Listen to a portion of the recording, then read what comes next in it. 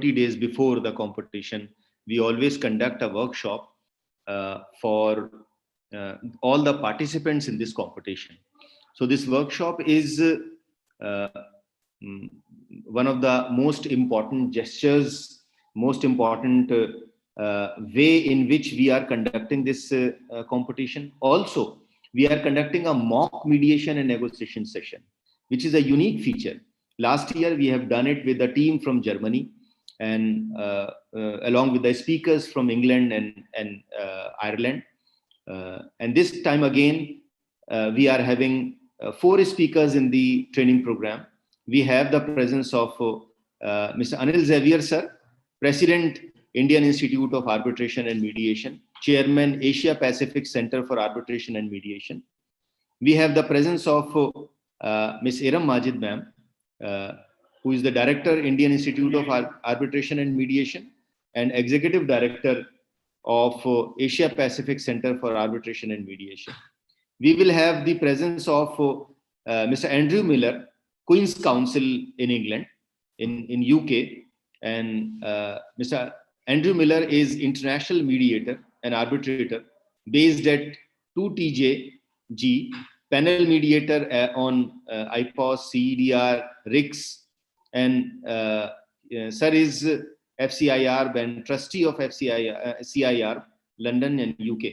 And we are going to have the presence of Mr. Andrew Goodman, barrister and bencher of Inner Temple, Royal Institute of Chartered Surveyors, and ABA Rule of Law program convener, Standing Conference Mediation Advocate, London and UK.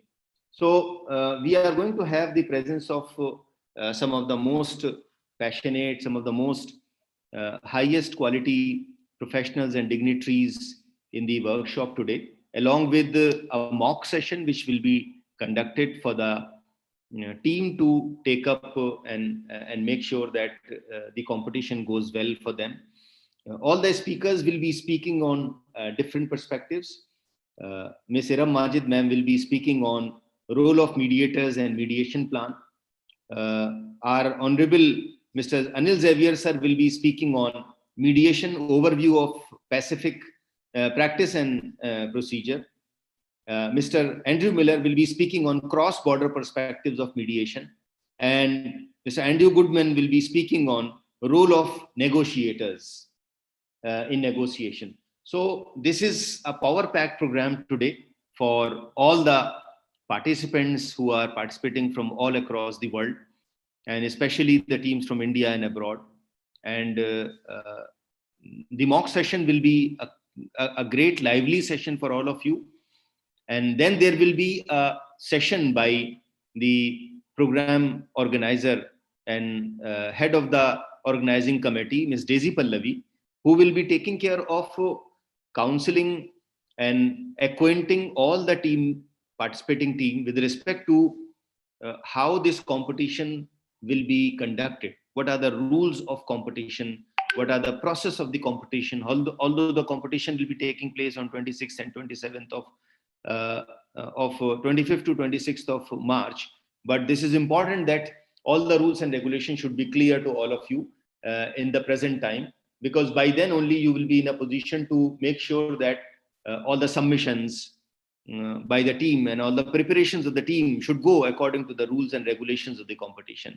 And nothing should be taken for granted. Nothing should be taken as if this is going to be held or this is not going to be taken as a part of the marking process. So in the competition, it is important that all the stakeholders, all the participants should be acquainted well about the procedure, participation, marking, and results, and our process of finalizing the teams to the ultimate levels. So I'm extremely thankful to Mr. Anil Xavier sir and Iram ma'am for taking up our program and always supporting the cause of our students and all the participants and the legal fraternity, and making sure by their time taking out from their extremely busy professional schedule that legal fraternity should have quality professionals in the present and future. And going back to the law school, going back to the young professionals, grooming them, giving them time, support, discussion, guiding. This is all something which is not yielding in terms of money, but this is something which is extremely satisfactory to the. Kindly mute yourself, Ms. Sulekha. Thank you. So this is something which is extremely satisfactory. This is something which is a kind of giving back to the profession and ensuring that profession should have quality professionals in the time to come. And this is how legal professionals mind their duty, mind their trust and their confidence in the profession, and giving back to and creating young quality professionals from law schools and all across the world, in all the law schools in the world. So thank you so much, Anil sir. Thank you so much, Iram Majid ma'am. Thank you so much all the participants for joining us in our workshop today. We will have sessions periodically, and the same will be communicated to all of you, has already been communicated through mail, and the same will be taken care by my team of organizing committee.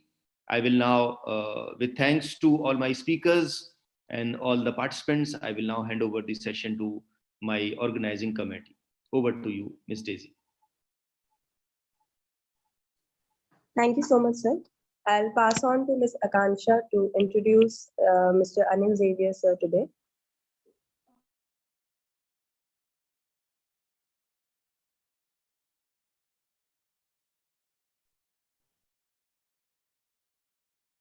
Thank you, Dee. A very good morning to one and all present here. This is Akanksha Kumari, and it gives me immense pleasure to welcome Mr. Anil Xavier, sir, President, Indian Institute of Arbitration and Mediation Chairman, Asia Pacific Center for Arbitration and Mediation. Sir has been a lawyer since 1991. He has mediated and arbitrated in multi-party civil, business, commercial, and corporate cases. He is an IMI certified mediator and a member of the International Mediation Institute's Independent Standards Commission in Hague, Netherlands. He was a senior fellow at Hamline University School of Law's Dispute Resolution Institute and an international accredited negotiator and mediator with ADR Chambers UK. He is Global Accredited Mediator with the Singapore International Mediation Center, SIMC, and the Florence International Mediation Chamber, FIMC, of the Chamber of Commerce. He is a member of Newton Arbitration in London and an international arbitration in the High Court of Kerala in India. He is President of the Indian Institute of Arbitration and Mediation, IIAM, Vice President of the India International ADR Association, IIADRA. Sir is Vice President, International Affiliations of Mediators India and Association of Indian Mediators. Sir is the Chairman of the Advisory Board of People's Mediation Society, which established People's Mediation Centers in Karnataka, Kerala, and Tamil Nadu. Sir is the editor of the IIAMS, the Indian Arbitrator, and a member of the editorial board of the Indian International ADR Association's ADR World E-Magazine. So it is an honor to have you. Now I would request Sir to kindly address the gathering. Thank you. Thank you, Akanksha, and a very good morning to all of you, and to the participants or to the students from India who's participating in this international competition for negotiation mediation, and also welcome to all the other other countries who are participating in this extremely popular competition conducted by or in association with Lloyd's College. In fact, I consider a privilege to be talking to you on the concept of mediation and negotiation, which is very, very close to us. In the sense, even though I was basically a lawyer who's practicing in different fields, ultimately it ended up in mostly into mediation, arbitration, after understanding that more professional satisfaction is given by practicing in the arbitration and mediation fields. Of course, you have a very eminent panel of speakers to take you to the details of arbitration and, in mediation, how the mediators behave and how the negotiators behave and how the practice evolves. You have Iram Majid, who is considered to be a very, a prominent role model for upcoming or aspirant mediators, who has taken herself into global heights. And you have the two Andrews, Andrew Goodman and Andrew Miller. Of course, Andrew Goodman is a close associate of IAM. He's a co-faculty of many of our training programs. And both Andrew Miller and Andrew Goodman it would be a pleasure for all of you to hear about how the practice is evolving in different parts of the world. So talking about the going to the overview of mediation and how the practice has evolved till now. Mediation was originally considered to be a more of a holistic process. In fact, you know when you were in your college or in your schools, so whenever you had a fight amongst yourself,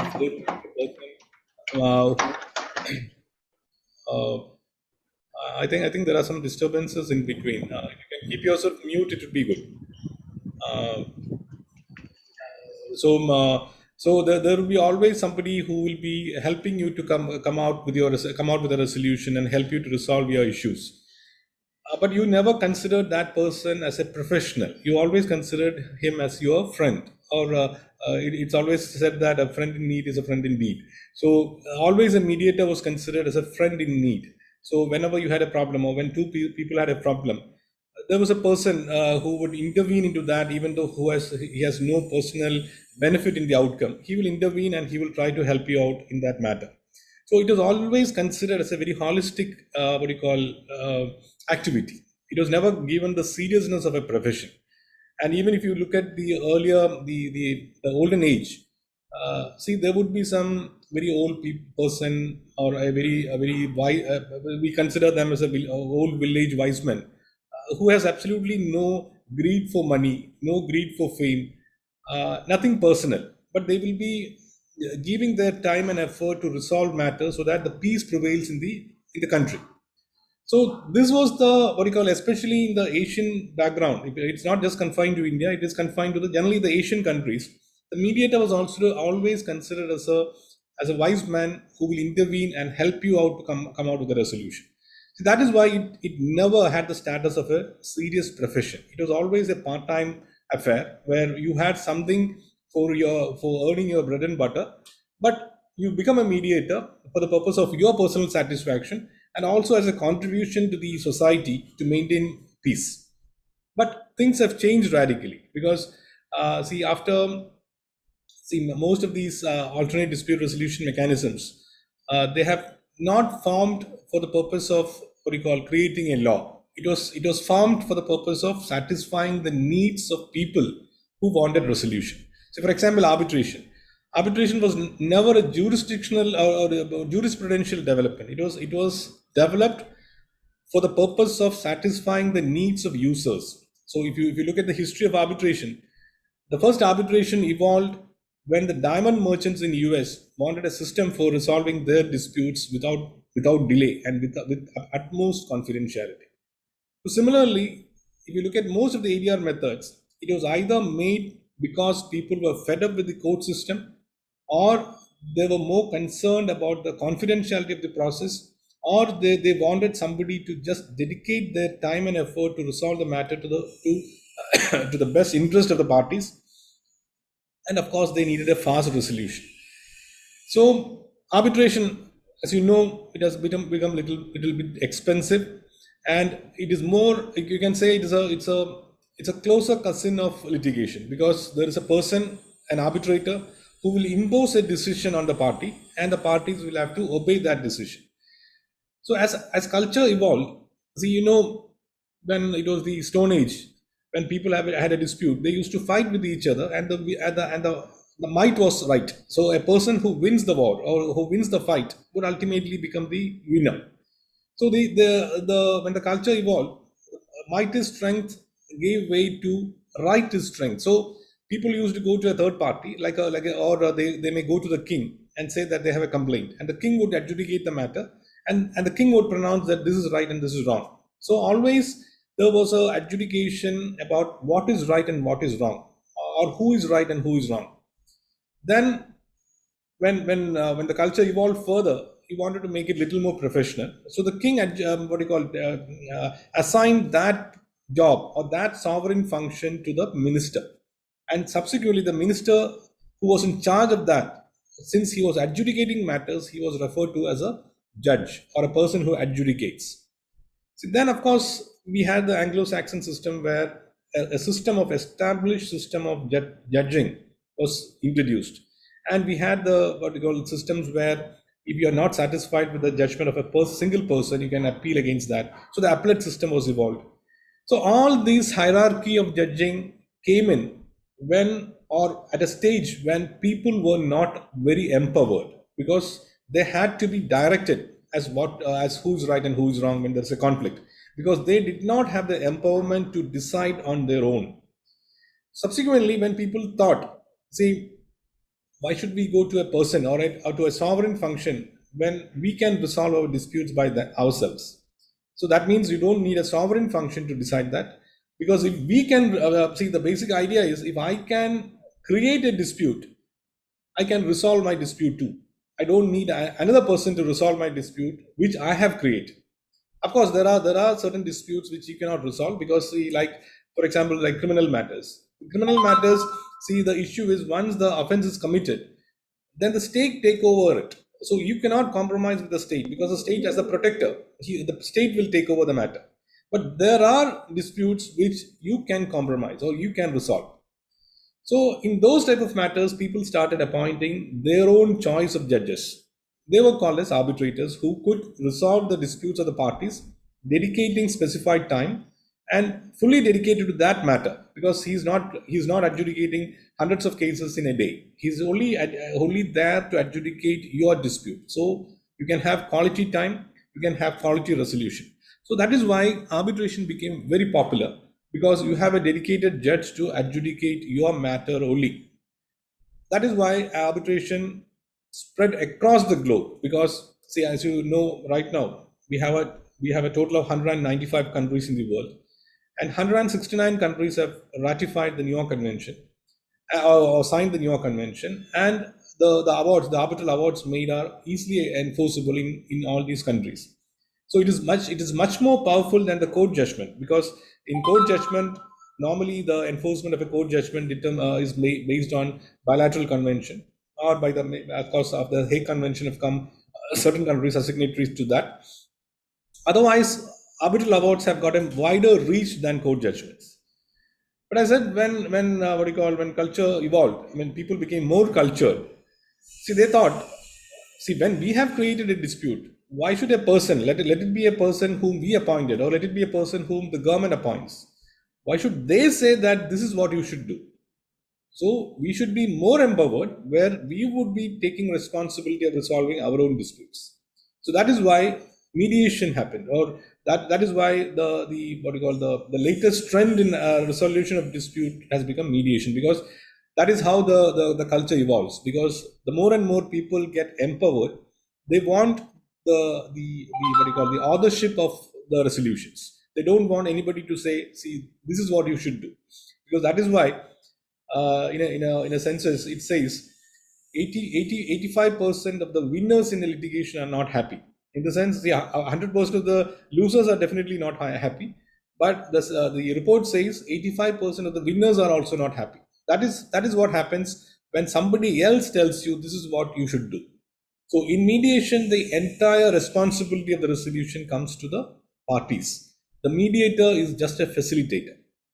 So having said that, it looks like the mediator is powerless, because as I said earlier, the judge can adjudicate and tell the parties that this is what you should do.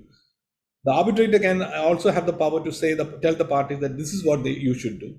But the mediator is a person who cannot say anything. But that does not take away the glamour of the profession. In the sense, you must have heard the adage saying that wise men argue, fools decide. So it is very easy to decide things when matters are placed before you when options are given to you and ask you, see, these are the facts, you choose one, or you tell me what we should do. It's very easy to choose because it is not your problem, it is somebody else's problem, and you have to decide on their problem. But if the same problem was with them, they would be finding it very difficult to resolve. So a position where you don't have the power to tell the parties what to do, but to guide them in a manner that they would take the best option available, or they resolve in their best interest, is something very, very tricky. And that is where the role of the mediator comes in. And that is where the profession of mediation evolves. So from a holistic approach, or from a very moralistic outlay, the profession of the mediator has gone very, very complicated. In the sense, now it has become a profession which is not just a profession for resolution, but a combination of different professions. That means a mediator has to be a good listener.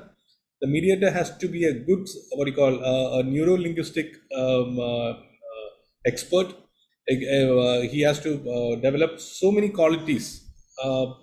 He has to understand the body language of people.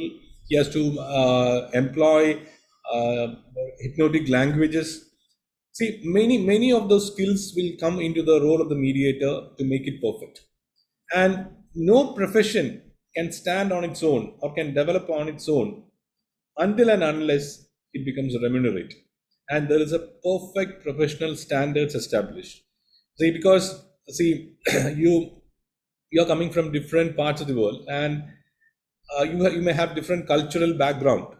So when you're talking about a mediator who is resolving matters from different countries, so you cannot always harp upon a person on his personal qualities. In the sense, see, this person is a good listener, this person has got a lot of ideas, he can come out with different resolutions, so we'll go to that person. That personalized approach of a mediator is now lost. In the sense, it has become more of a profession. So in a profession, you need various aspects. You need a proper training, you need a proper accreditation, you need a proper empanelment, you need a proper code of conduct, you need a proper conduct assessment process. So all the technical requirements of a profession needs to be attached to that. See, in the early 2004, 2006, a lawyer, a very eminent lawyer, and he's a general counsel for many of the multinational companies. His name is Michael Leeds. See, he came out with an idea that the first and the foremost thing that should be done to develop the profession of mediation is to establish the uniform global standards for mediation. And based on his initiative, he conducted many think tanks during that time, and he contacted professionals who were in the earlier times who were into the profession of mediation. He contacted professionals from all over the world, right from Europe, US, Africa, India, different parts, different Asian countries, and he conceptualized a system of uniform global standards. And that is how the IMI, the International Mediation Institute, was formed. And 5 countries initially signed the agreement to jointly form the International Mediation Institute. And they had the headquarters of the International Mediation Institute at The Hague, because they chose Hague because none of them were from Hague, but they chose Hague to be the headquarters of mediation, because all international, like the International Court of Justice, Permanent Court of Arbitration, anything which is having a global coverage had their headquarters in Hague. So they thought, to give importance, to give legitimacy to the importance of mediation as a global profession, they need to establish their headquarters in The Hague, Netherlands. That is why IMI started its headquarters in Netherlands. And Michael Leeds was I should say, he's a visionary, in the sense he anticipated, or he foresaw many things that could come up later, which we are seeing now, because at that time it was a distant dream. In fact, I was also involved with Michael Leeds when we established the IMI. I was in the initial group of discussions where we had the talks about forming the IMI. And that was the first time a uniform practice standards were established. And all over the world, the mediators were accredited under the IMI standards. So for the first time, the multinational companies looked at mediation as a proper professional dispute resolution mechanism. That was thanks to IMI. Because otherwise, mediation was considered as professions within the pockets of each country, where you may have one or two mediators who will be resolving disputes based on their personal skills. But there was no uniform or universal recognition of that as a profession. So subsequently, you have participants from Singapore, because Singapore was one country which were dominating in arbitration at that time. And they also thought that mediation, since mediation is picking up in a very, very fast manner, they also should take the leadership of establishing mediation standards in Singapore as well. So they invited the IMI, and Mr. George Lim was in charge of that, because George Lim was also a director of IMI. So with the assistance of IMI, Singapore established the Singapore International Mediation Institute, SIMI, which was like a legal hair of IMI, which established standards in Singapore so that the Asia countries can formulate their own standards, because the standards established with IMI was very, very strong, which was mostly found to be unattainable, because at one point of time, when IMI had about 150 to 200 certified mediators, from the whole of Asia, we had only 4. So that means the proportion of certified mediators from the Asian countries were very, very limited, because the standards were so high. So then the SIMI was established so that we can afford to have more certified mediators from the Asian countries. But having said this, to establish yourself as a professional mediator takes a lot of expertise, a lot of time, a lot of studies, because like a lawyer, because a lawyer profession also is very similar to a mediator's profession, because your study doesn't end with your college, because actually your study of law or your study of all the latest provisions starts after you leave the college, because till your college time you will be studying the theoretical aspects, but your actual study of law happens after you complete your graduation. Similarly, the mediator also, once he completes the training as a mediator, his actual study as a mediator, his learning as a mediator happens after he completes his training. So that is why if you look at many centers, they don't accept a mediator who has just completed a training to be empaneled with them. So that is why they have put in many accreditations to show that this mediator, because see, when an institution offers the parties a mediator, the institution also takes up a huge risk, because the mediator, the parties expect that the mediator will behave in such a manner, and they will be professional, they'll be neutral, they will be following a particular code of conduct, they'll be having the expertise to do this. All these are guaranteed by the institution. So in that case, the institution have to be very careful when they choose a mediator to be in their panel, and that is why they put up certain conditions for accreditation, and that is very difficult to attain. And the problem is, once you it's like a catch-22 situation, where after you complete your training, you cannot get accredited unless you have the mediations or unless you do mediations, and you cannot get mediations unless you are accredited. So how do you conduct your mediations? So that is where this pro bono mediations and those type of things were tried. But these type of pro bono mediations also doesn't help to establish your practice, because your number of mediations will be very limited. Otherwise, you should have your law firm supporting you, where they will give you the work to mediate those things.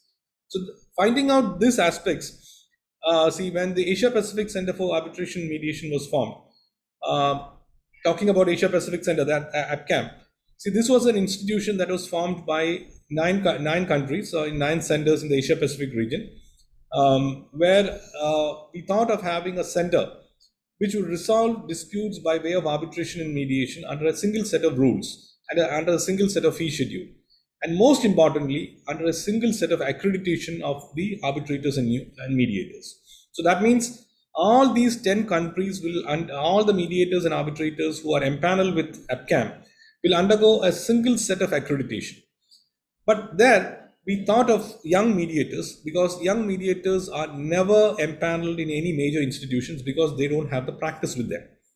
So that is where APCAM thought of having junior mediators also empaneled under a set of accreditation where they complete the training program. So in APCAM, we have 3 levels of accreditation: the APCAM accredited mediator, APCAM certified mediator, and APCAM international certified mediator. So immediately after you complete your training program, you can empanel with APCAM under the APCAM accredited mediator once you complete your training. That is your basic level of accreditation. But being an APCAM accredited mediator, the only hurdles that you may face is you cannot be a sole mediator, because you have to be a co-mediator with a senior mediator, or you cannot be a mediator in a matter which is more than, I think, 3 million euros. So there's a monetary limit for your matters. So with these 2 restrictions, you can mediate in any of the international or cross-border matters. So that gives you an opportunity to accumulate the hours of practice, so that you can later on upgrade your accreditations to higher levels. So that is how the APCAM has sought to professionalize and give opportunity to young mediators who would like to come into global practice.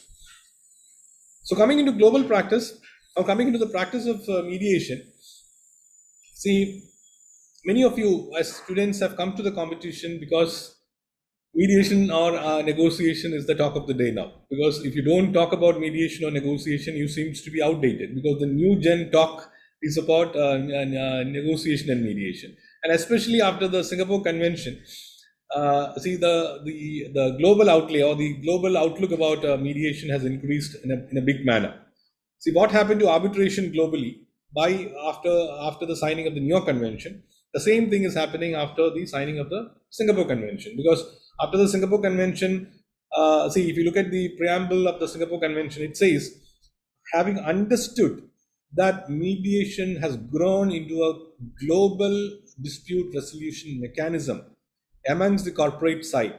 So that means the United Nations has recognized mediation as a globally accepted dispute resolution mechanism for commercial disputes. See, this commercial dispute should be underlined, because when we talk about mediation, or when we think about mediation, the first thing that comes to our mind is a family dispute, because we think that mediation is best suited for family disputes. But now that age has crossed. Now mediation is considered to be one of the best type of dispute resolution mechanism for commercial disputes.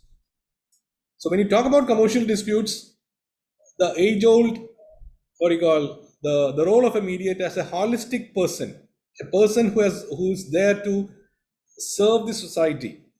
In fact, I remember like one of these mediation competitions, maybe about 15 years back, I was speaking in that mediation competition, and the competition was inaugurated by the Chief Justice of that state. So when he came to talk about mediation, he was addressing all the students who were sitting there. It was not online, it was offline.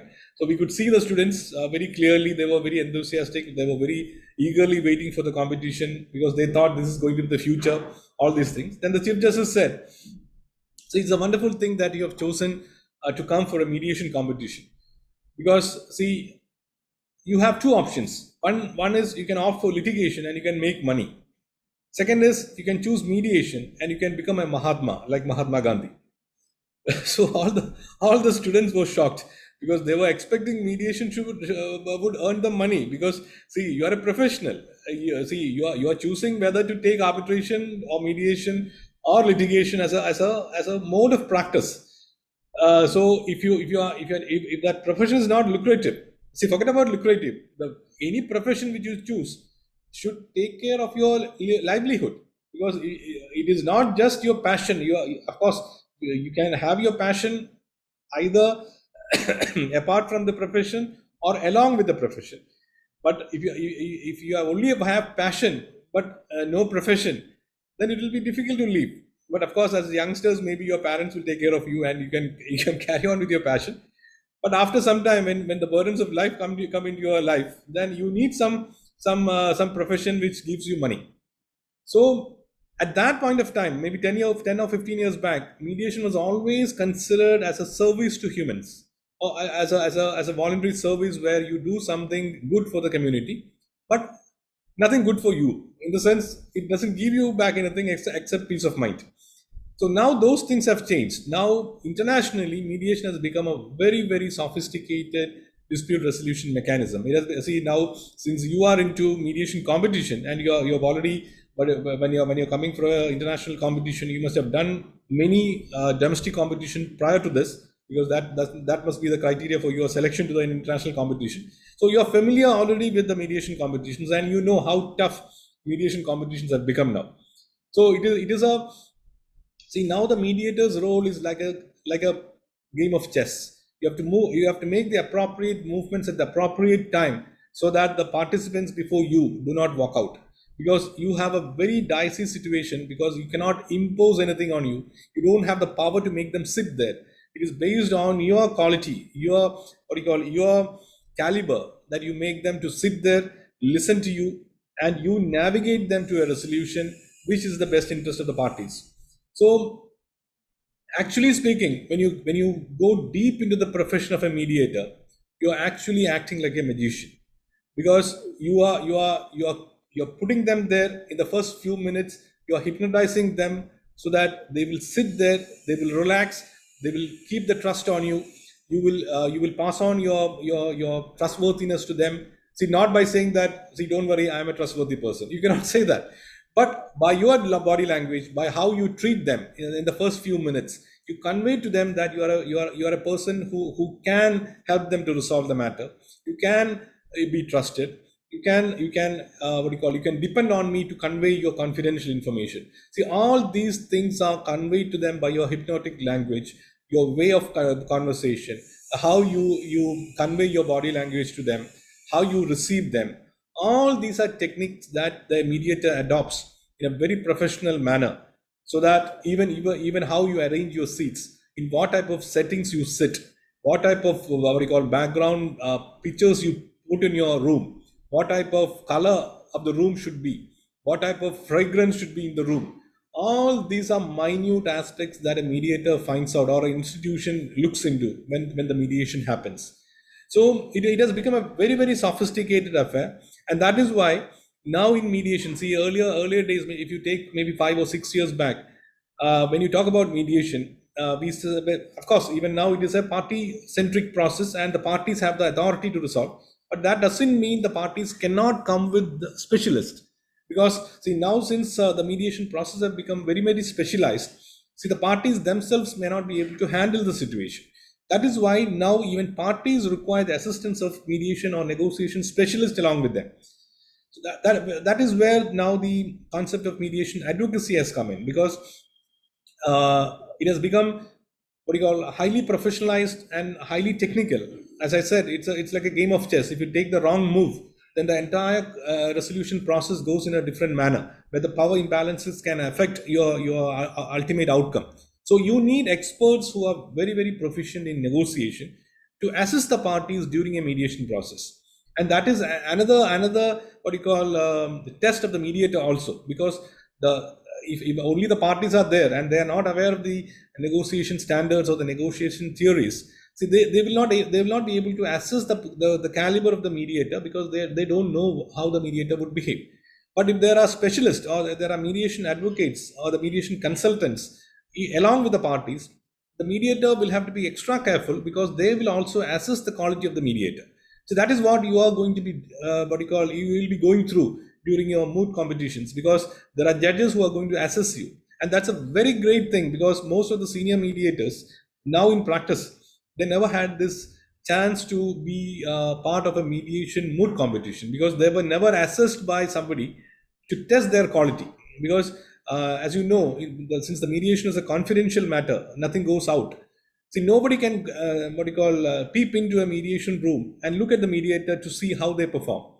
So an actual test of your mediation qualities, you will know. See, everybody thinks, see, that is why even if a negotiation fails, see, in most of the earlier contracts, but there was no specific mediation clause as such.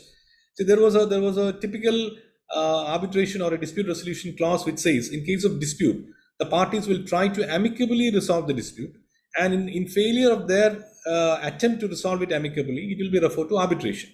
So After that, when the mediation clauses were, people started to put in the mediation clauses also along with that, then they said, in case the parties could not resolve it amicably, then they will try to resolve it through mediation. And if the mediator fails or the mediation is unsuccessful, then the parties will take it to arbitration. So there are multi-level steps or multi-tier steps were introduced in contracts. But earlier, see, if the parties were not able to amicably resolve, they never tried mediation because they thought, if we cannot resolve it amicably, what can a third party do? And how can a third party help to resolve it? Because, see, we are the master of the facts. We know what our dispute is. We know how to resolve it. If we can't do it, how can a third party do it? Because he is not empowered to give any advice.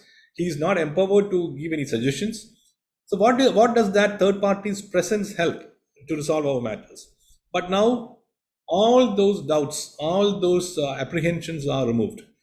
It is very clearly noted that even if the parties cannot resolve their matters by bilateral talks, the presence of a third party neutral will always help to resolve the matter.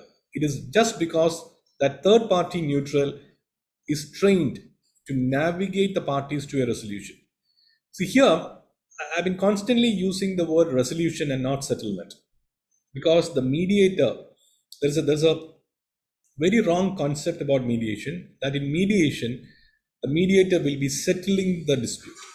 See, settling is a very, a dicey term, because settlement means settling something less. See, for example, suppose a person owes 1 lakh of rupees, or I am entitled to 1 lakh of rupees from another person. And the other person is saying, no, I'm not entitled to give this 1 lakh. See, the popular concept of mediation is, if the mediator can help them to bridge the gap and make them to settle. See, suppose if you can give 60,000 and the other party can accept 60,000. See, that is called a settlement. That is bridging the gap between the parties. This is not resolution. See, you must have heard in your theory classes that mediation is win-win situation. See, suppose I am entitled to 1 lakh and I'm only getting 60,000. Is it a win for me? It is not, because I am entitled to 1,000 rupees. If I had gone for litigation or for arbitration, I would have got 1 lakh. But of course, the time lag would be there, and that 1 lakh, the time when I get it, it may not be useful for me. But see, the popular concept, or the people who promote mediation or the success of mediation always say, even if you get 1 lakh after 10 years, it is better to get 60,000 right now. But I differ from that. I would say, if a person is entitled to 1 lakh, he should get 1 lakh today. It's not that he should get 60,000 today, because that is not a win for him. It is a compromise for him. And similarly, if you look at the other person, he is not willing to pay anything. If he's paying 60,000, again he's losing, because according to him, if I go to court or I go to arbitration, I need not pay anything. That is his perception. So, and if the mediator is asking him to give 60,000 and settle the matter, it is again a lose for him, not a win for him.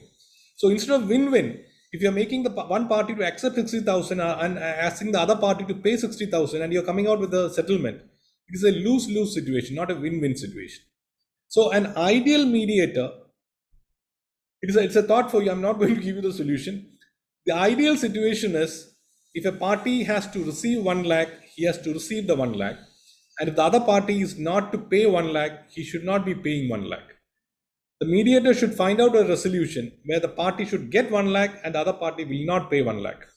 That is resolution, and that is what mediation is all about. And that is how the mediator would be navigating the parties to come out with out-of-the-box resolutions. That is where you add value to the resolution. See, you may not be maybe giving a further cue on this. See, the party who has to give 1 lakh may not be giving 1 lakh in rupee, but he may be giving something which is beneficial to the other party, which is more than 1 lakh. So that means the party is not paying 1 lakh in cash, but he is giving some benefit to the other party, which the other party cannot procure even with 1 lakh. So that is a resolution. So that it cannot happen in adjudication, it cannot happen in arbitration, it cannot happen in litigation. It can only happen in mediation, because only with the skill sets of the mediator, you can find out-of-the-box resolutions with a party. Regarding the the skills and the process of mediation, I think Iram will be taking that on mediation, and of course Andrew and Andrew Miller and Andrew Goodman will be taking more about the cross-border things. And with the overview, so I would say that, see, for any profession, at any stage of profession, when you talk about arbitration or talk about litigation, see, for example, if you talk about litigation, see, you must have heard many big names as lawyers, but nowadays you don't see that names coming up, because see, these type of names come up when you are in the beginning of building a profession. So now I would say the teething problem of mediation is over, and mediation has made a firm ground globally as a very strong dispute resolution mechanism. Now, there is no doubt in anybody's mind that mediation is just an alternative. So mediation, of course, you must have heard now that mediation, even though it is termed as ADR, it is not considered as alternative, because arbitration is definitely alternative because it is an alternative to litigation. But mediation is never considered as alternative because mediation is considered as appropriate dispute resolution. Even though it is ADR still, the alternative term is removed and it is made as appropriate. So mediation in the next 5 years, since after the Singapore Convention, the golden period of mediation would be the next 5 years in international practice.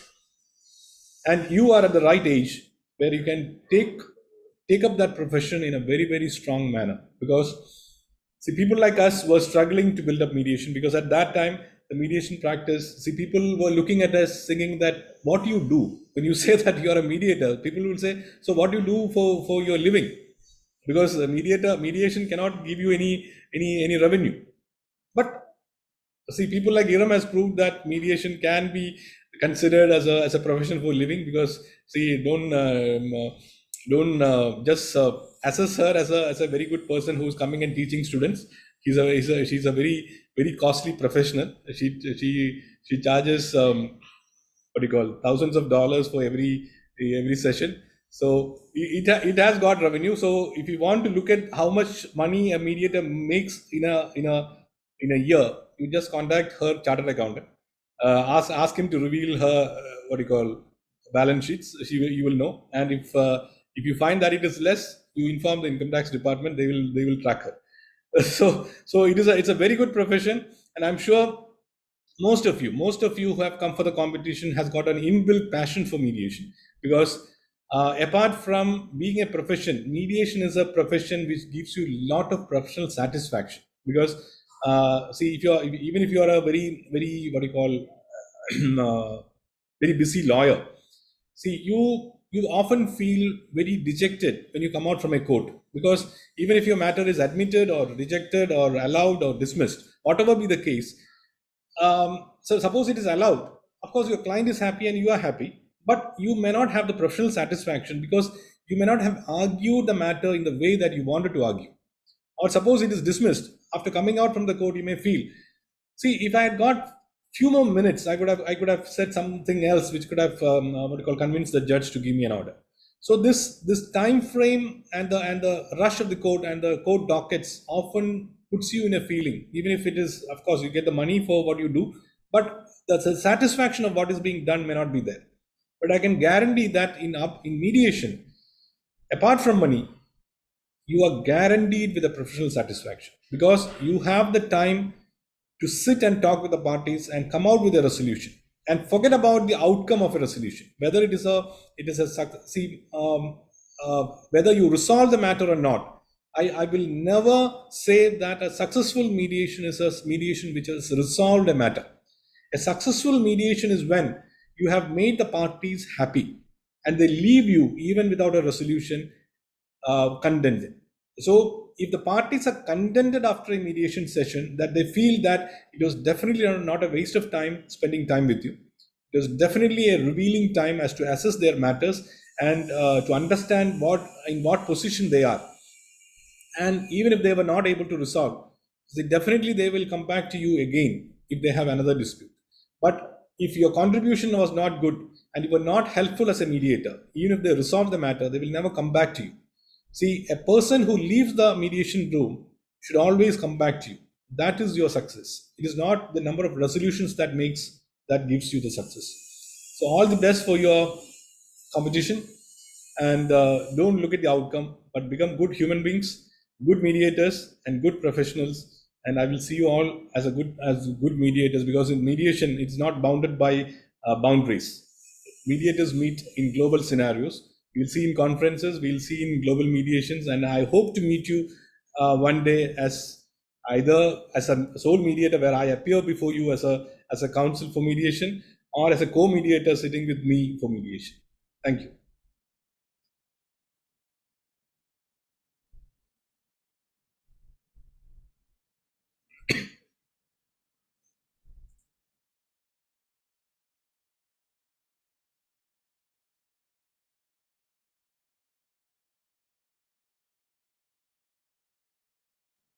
I think after hearing me, everybody has fallen asleep. No, sir. Thank you so much, sir. Actually, there was a quite difficulty, like the host has muted all the participants, so that's why.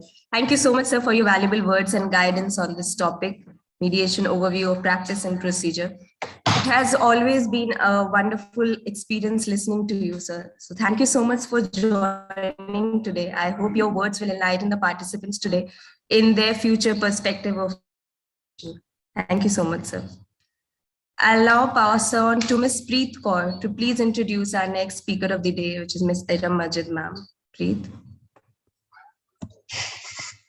Iram, one second, Daisy. Iram, I would like to hear you, but unfortunately, I have to leave at 12. So, if there is a recording of this program, I'll definitely hear you after that. Yes, sir. Because mine will be mine will be only regarding the topic on the mediation plan and all. Sure. So it's really nice to listen to you all the time, and thank you so much for your gracing this occasion. Thank you so much, sir. Thank you, and all the best for all of you.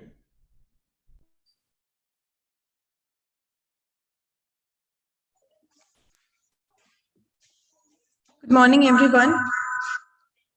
I am Preet Kaur, and I feel immense pleasure to welcome Ms. Iram Majid, Director, Indian Institute of Arbitration and Mediation, Executive Director, Asia Pacific Center for Arbitration and Mediation. Ma'am is Director of Indian Institute of Arbitration and Mediation, IIAM, and Executive Director of Asia Pacific Center for Arbitration and Mediation. Ma'am is Mediator in Global Panel of Ombudsmen United Nations. Ma'am has undergone training in mediation in many reputable institutions, including the Harvard Law School, which is considered as one of the best legal education institutions in the world for advanced mediation program on negotiation, and Pepperdine University, California. Ma'am is co-founder and Secretary General of International Federation of Mediators in France. Ma'am has been empaneled with various institutions as arbitrator and mediator in Australia, Hong Kong, Indonesia, Malaysia, Thailand, Nepal, and Korea. Ma'am is also mediator in Court Annexed Mediation Center since 2009, Samadhan, the Mediation and Conciliation Center of the Delhi High Court, Indian Institute of Arbitration and Mediation, an arbitrator with Delhi International Arbitration Center in Delhi High Court. Ma'am is neutral with World Intellectual Property Organization. She has also won BIAMAC 20 Top 10 Mediators in Asia Pacific Awards 2019. Welcome, ma'am. Thank you so much, Preet. So before I start, I would like to say that my throat is having some problem. So all of you have to bear with my voice,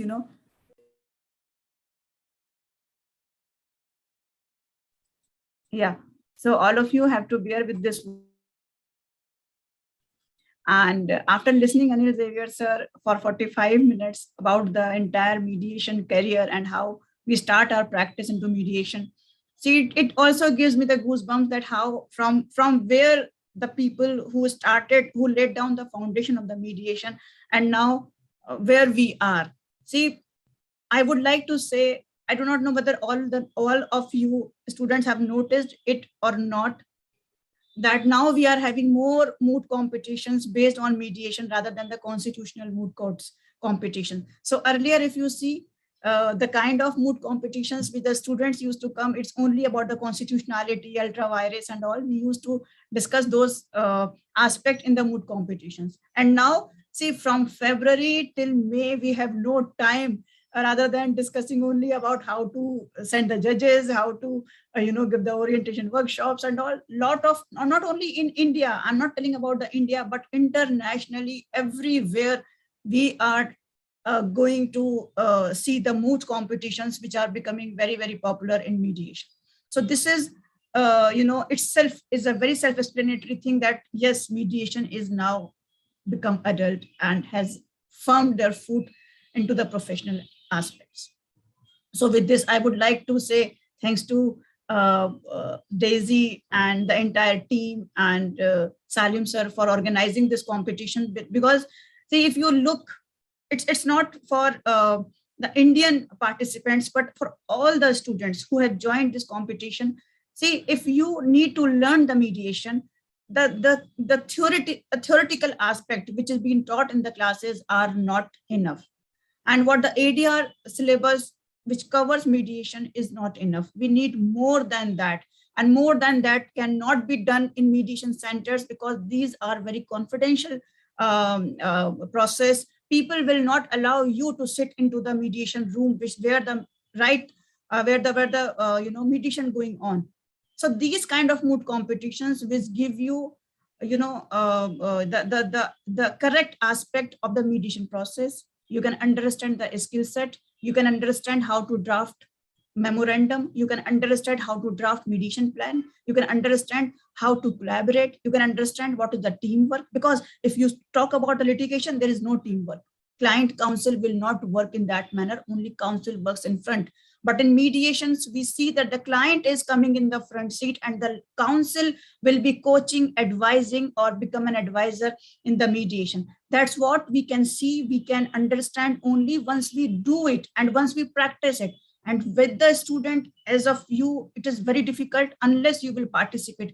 And I'll tell you one more thing for all the participants. See, I am judging ICC Paris competition for last 4 years, and I'm going there physically also. And I tell you that I have seen the students who have participated in those competitions, their graph is tremendously going into different direction. If you will be participating in these competitions, it is not only the winning criteria. The winning criteria for me is nothing but you will learn with your experience. And you believe me, on the last day of this competition, when even you will be clapping for the other co-participants for winning, and you will be seeing yourself that, yeah, I am not the winner in this competition, but even then you will be contented, you will be satisfied, and you will be happy that you participated and something ignited in you and you have taken from this competition. Always there will be a take from these competitions. There will be a take for these kind of events. So I am sure, 100% sure, that on 27th of March, when this competition will end up, you will be having a handful of experience, not only for the collaboration, how to collaborate, how to do teamwork, how to understand the mediation, but also like how to listen, how to talk, and how to how to be into the real life, because these are the skill sets which are follows into your real life. So with this, I would like to tell you that my session will be divided into 2 parts. One part, I'll be telling you about the mediation process, how mediation works, how you will be giving your opening statement, and what all the things you need to take into considerations while you will be giving your opening statement, how the judges will be marking you, what is the criteria for the marking. All these things I will be telling you. And in the second part, I will be telling you how to prepare your mediation plan, because that is something which is very, very important for you, because mediation plan carries marks, separate marks. And sometimes with my experience, I tell you, few people, they are very good in writing, and few people, they are very good in speaking. So the people who are very good in speaking, they can score higher marks in the process when they are doing deliberations into the process. And few students, they can score high marks into the mediation plan. So for that, you need to understand in 2 pages or 3 pages what you have to write down, so that it will give your judge that kind of feeling that yes, this person understand the team, how to underline the team interest, what to understand the other party's interest, how to understand the BATNA, and how to make a strategy. See, that should be your criteria while drafting the mediation plan. So I'll take up first the mediation process per se, how it will be, how you will be navigating the entire session. So for that, I'll be showing you a few slides. But before that, I also need one thing from you. I need few cameras to be on. Otherwise, there will be no energy for 1.5 hours. If you want to be here with energy, then you have to have your camera on. Otherwise, it gives a feeling that I'm going to speak with the square boxes. It's rectangular, small boxes, and I have no idea who are the people sitting behind these boxes. So it's not for everyone. If few of you can, on your camera, it will look good and it will give a lot of confidence to the speaker. Right. So one more thing is that if any point of time you need to ask anything, you can write down in the chat box, right? Or you can raise your hand. I'll come to you for asking that question. And also one more aspect is that don't wait till the end of the session, that after the end of the session you will be asking the question. Maybe you want to clear something then and there, then please write down in the chat box. If I'll be able to see, I'll see. Otherwise, you raise your hand, I'll come to you, right? So with this now, I would like to start about the mediation. And before that, is anything in your mind? Or shall I start? All the participants, we are ready to go? Okay. And my voice is also, Daisy? It's perfect. You're completely audible and it's very good. Thank you so much, ma'am. And I encourage all the participants to please switch on their videos so that we can have a fruitful interaction with ma'am.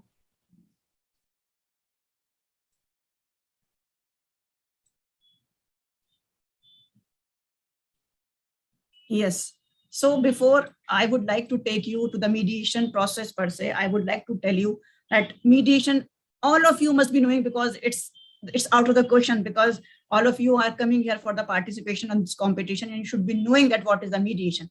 But as my duty, I have to take it from you from here that the mediation is a voluntary process. And when we say it voluntary means where the party has decided to come to the mediation on its own without any coercion, without any undue influence, or without any pressure. So they will be coming for the mediation with their own satisfaction, with their own will, and there will be a willingness to come to the mediation. Party-centered mediation is always party-centered, whatever party wants, like regarding the venue, regarding the mediator, regarding the timings, regarding each and everything, in what manner, the process and everything, the party has to take a decision, and it is party-centered. It is very, very structured. See, in mediation, we don't have, it's a complete one session which you have to conduct during the mediation program or your mediation competition. It will be one session. And one session, you have to show different stages. And that stages you will be showing in your conversation only when you will be discussing with the other team and other team member. So it has to be very, very well structured. If the competition process or your arguments or your pleadings, whatever it is not properly structured, then the judges will come to know in a very, very, within no time that, yeah, both the parties, both the teams are going here and there. And because they are not having any structured plan to go for the mediation. So you have to stick with your plan, you have to stick with your strategy and with the stages and process. So structure means you have to stick with the process, you have to stick with the plans, you have to stick with your, mediation stages, right? Another is, in every mediation, there is a negotiation process. Every negotiation may not be a mediation, but every mediation, there will be negotiation, which is conducted by a neutral third party who used specialized communication skills and negotiation techniques to assist parties in resolving the dispute. And when I say specialized communication skills, so it means the mediator roles. It means mediator role. Mediator role is to listen party with empathy. to listen party, and not only listening, you have to demonstrate. It is very difficult to show online that how you are listening the parties, so you have to show that as well. So that I'll be discussing when I'll be discussing the opening statement and all. So these are the stages which you have to demonstrate throughout the process. The stage 1 is the introduction and the opening. Stage 2 is the joint process, joint session. Stage 3, single, separate, or caucus. And stage 4 is resolve or agreement. See, these stages are same from here till Harvard. But how you will be conducting, that is your skill. And one thing I would like to tell you here, see, what we are doing in mediation competitions is not any difference what we do in the real mediation. The only difference what we do in the real-time mediation and you do in the competition is the time frame. You have to conclude your entire session within 45 to 50 minutes, and we have a lot of sessions to explore the party's interest. So it is more tougher for you to understand the party's interest, to understand other parties' BATNA, and to structure your entire arguments, your entire deliberations, your discussions outline, everything. It is very difficult. So I will try to make it as simpler as possible. If I say these stages, you take it for a better understanding these stages as the life cycle of a person or a human being. See, we are infant, then we can see adolescent stages, then we can see adult, and we can see old age. In all these stages, there will be different process.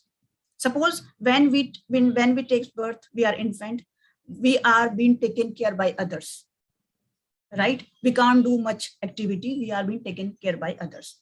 So in that, there will be a process of taking care and all pamper, love, all those things. When we become adolescent, we do different activities. That is not possible when we were infant. And when we become adult, we do different activities. Our line of actions, our thought process, our activities, our everyday routine will change. It is not the same what we did when we were infant. And when we become old, we will be doing different activities. We will never expect to do the things which used to do when we were adult, or we were adolescent, or when we were infant. So the same thing is with the mediation also, that there are different stages, 4 stages, but every stage has a different process. So you have to take all the process with the stages and you have to integrate in the process. Use these state, integrate process. Use one state, integrate process. That is what you have to do. If you will be taking the step stage 1, and you are doing the process which is the part of stage 3, it is not possible. That's what I gave you the example. If I am an old and I'll do the things like an adult or the young person or an adolescent, the people will laugh. Similar way in the mediation also, you have to understand what is the goal of every stage. You have to understand what is the objective of this very stage. See how to structure. You have to understand what is the goal of this very stage. If I say stage 1 is introduction and opening, so you have to write down and you have to make a chart. On that, you have to write down all these stages. And then with one stage, you have to write down in the points that what will be the objectives of this stage. Then you write down the objective of this stage 1. Then you write down the task, what task you have to take, and what is the goal. So suppose the goal is fixed and you have clear with the objective, then between that is a task. And then what task you have to do to reach to your goal. See, that you have to do with every stage. And you have to write down the process also. Suppose if it is stage 1, then you have to give the opening statement. In opening statement, you will be doing all these things. You have to make a checklist. Being a mediator or being a negotiator or the client and counsel, because you also have to give your opening statement, and that will matter a lot because opening statement carries a lot of mark and a lot of weight because it set the tone of entire competition. Right. So you have to categorize stage 1, stage 2, stage 3, stage 4. Please do it on a piece of paper. And then you will see that how clarity there will be in the entire competition for you. And then you write down the objective, goal, and what task you have to do to reach that goal. And also, you have to make a clock, a timetabling, like how much time you will be taking to complete your opening statement by time, how much time you will be giving for one agenda. All these things you have to make a timetabling also. The moment your chart will be completed, you will be practicing with your teammates and all, and you have to be very careful for the time. So now these stages, I know all of you are very clear with the stages, but these stages, as it seems to be very simple, but when you integrate into the process, either you will be stuck with stage 2 till the end, or either you will be stuck in stage 3 till the end. But how to use or maximize the advantages of every stage, that you can only do once you will be line up the strategy of every stage. Every stage has a strategy. My opening statement is having a strategy. Strategy is to create a rapport with the parties. So I'll be coming in the next slide that how we will be formulating the strategy. So now you see, I am going to discuss this for the mediator. See, this is for the mediator. So suppose if you are a mediator, so what kind of opening statement, what kind of things you have to understand when you will be sitting as a mediator. The one thing is opening statement, then establishing work atmosphere, controlling the entire process, power balance, fact finding, working through conflict, developing and evaluating options, and then agreement. See, all these things you have to complete. And this thing, you cannot say that in stage 1 only you will be completing the entire this checklist. See, that is what I was saying, that you have to find out that what you have to do throughout the process and which part you will be integrating with the stage. So now for the mediators, if you will be going to give the opening statement. So opening statement is stage 1. That is your what you call introduction, right? Introduction, opening statement, and stage 1. So now I am on stage 1 and I am telling you the objective of stage 1. The objective of stage 1 is to create rapport with the parties, to set the tone of entire competition, and to gain the trust of the parties and to lay down the foundation for this mediation. And laying down the foundation means that you will be telling that in what manner you will be conducting the process, what mediation is about, welcoming the parties, and make them comfortable unless the party will not trust. And one most important thing before I take you point wise, one by one, I would like to say one thing. Then once you will be into the competition, try to be in that role. Try to be in that role and feel as if this is your real problem. The moment you will be acting real, the moment you will be feel that character inside you, I bet that no one can play a better role than you. Language hardly matters, but your emotions, the way you are presenting your case, that matters a lot. I have seen many competitions and I have seen the participants who are not connecting with the roles, they are unable to perform well because they will give up on everything very easily. See, it is very difficult in the real-time mediation. I may not be able to give up even the small thing. If you will feeling that this is the small thing, she can give up this thing very easily. But no, when I will be into mediation, I will keep my all emotion intact. So that only will come in mediation competitions with your feelings. You have to be in the feeling, you have to feel the role.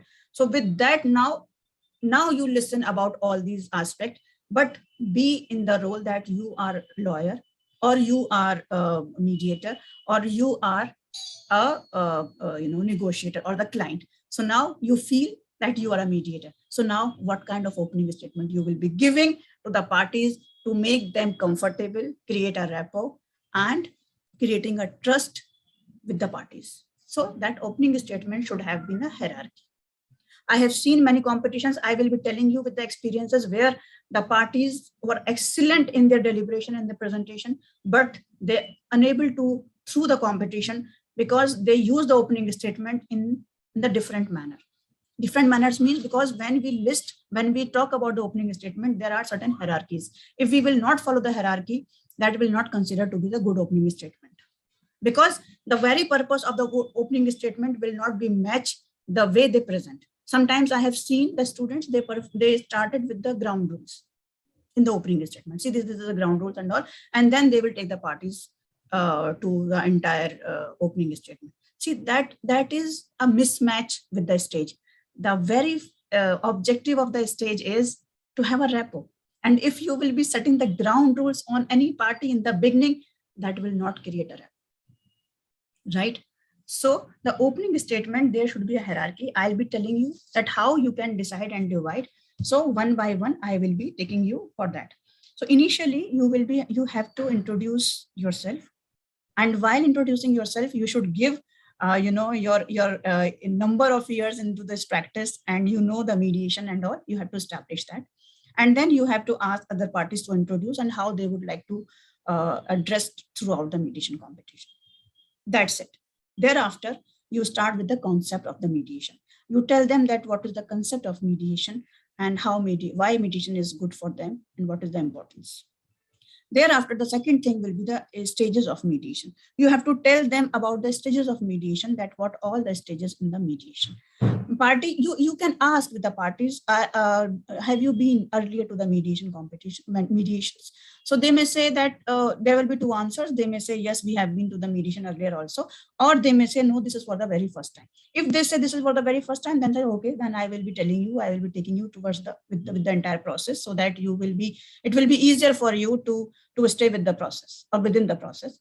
Or if they say, no, we have been earlier also in the mediation, then you say, that's okay. This is what we will be doing. This is my style of doing mediation. So let me tell you about the mediation and the concept. This is how I do my opening statement. So I'll be telling you that. In any way, you have to give this opening statement. And then you have to tell the stages of the mediation, that the first stage will be the opening statement. And in this opening statement, I'll be addressing you. And thereafter, there will be joint session where you will be giving your opening statement, your interest, and all this. And thereafter, if anything arises, if we feel we need to go to the caucus session, we will be moving toward the caucus session. That also you can discuss with the parties. And also you can say to the parties what all the stages you have been in the competition. If there is a rules in the competition that you will be having a break or something, you can tell that as well, right? So all the stages in the concept you have to tell to the parties. Thereafter, the role of mediator. You have to tell what is my role. Sometimes students, they start with role. See, don't start with the role. You have to start with the concept and the stage first thing. That is first and foremost thing. Thereafter, you take the role of the mediator. Then you have to tell your role, that I'm not sitting here as a judge. I will be only facilitator, and I will be facilitating the entire session, and with my specialized communication skills. And feel free to ask for the caucus, and then you will be establishing your role and your impartial nature and your neutrality. All these things you have to tell to the parties. So now when we are talking on the third place about the role, you have to discuss the role of lawyer as well. You have to welcome the lawyer and congratulate them to bring their parties to the mediation. That gives a lot of confidence to the counsels, because I have seen, I'm sorry to say, but I have seen in such competitions, the counsel has not been given that due respect. They will be always asking, they will be always said that please let your counsel, let your client gives the fact, let your client say the interest and all. But it is not the right, correct way. You have to, the way you will be asking the, understand the party, you have to welcome and give role, you have to tell the role of the lawyer as well. So you have to establish and tell the role of the lawyer, and then you will be moving towards the parties, that you will be having some emotions and all. I'm very happy that you select this appropriate way to resolve the dispute. Thereafter, you have to tell the mediation advantages. Not much. Be precise with the time. Mediation advantage doesn't mean that you will be elaborating. If it is suppose neutrality, confidentiality, suppose it is confidentiality, the advantages you are going to tell. It is not like you will be discussing the insider confidentiality, then outsider confidentiality, and is each and every aspect. The word you will say confidentiality, that will contain everything. So you have to convey the advantages. Now it's the time for the ground rules in the end. So now with your entire thing, I have mentioned 5 things, that is concept, stages, role, and role of the parties, lawyer roles, and then advantages. And now see, within this 1 or 2 minutes, you will be creating a rapport with the parties. You will be talking nicely to both the parties, and then you will be setting the ground rules.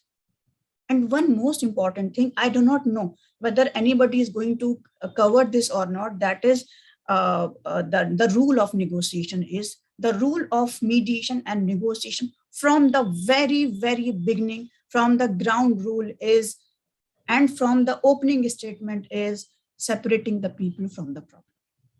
Separating the people from the problem, that will start with your opening statement. With every stages, it will vary from the intensity, but it will be there with the mediator. You will be trying to separate the people from the problem. It doesn't mean that you will say, I am keeping the problem aside and I welcome you. It is not like that. You have to understand them. You have to address their emotions. You have to give the opening statement, not as if you are reading something, but as if you are having a direct communication. You are talking to somebody. It should be a very, very interactive thing. Interactive means they will not be speaking at that time, but even then you have to show that you are talking, because I have seen many students, they write down on their screen, or sometimes I have seen they write down in the piece of paper and they will be reading. See, once you will be reading, there will be no interaction, though no eye contact. And no that kind of gesture that you are separating them from their problem, you are understanding them. You have to make their presence very precious and acknowledge their presence. So that could be done when you will be making your opening statement more lively, with good punches, with good quotations, with all these things, ingredients or composition, which I told you in that, and then with the smile. That is most important thing in the mediation opening statement. That will give you a lot of confidence as well.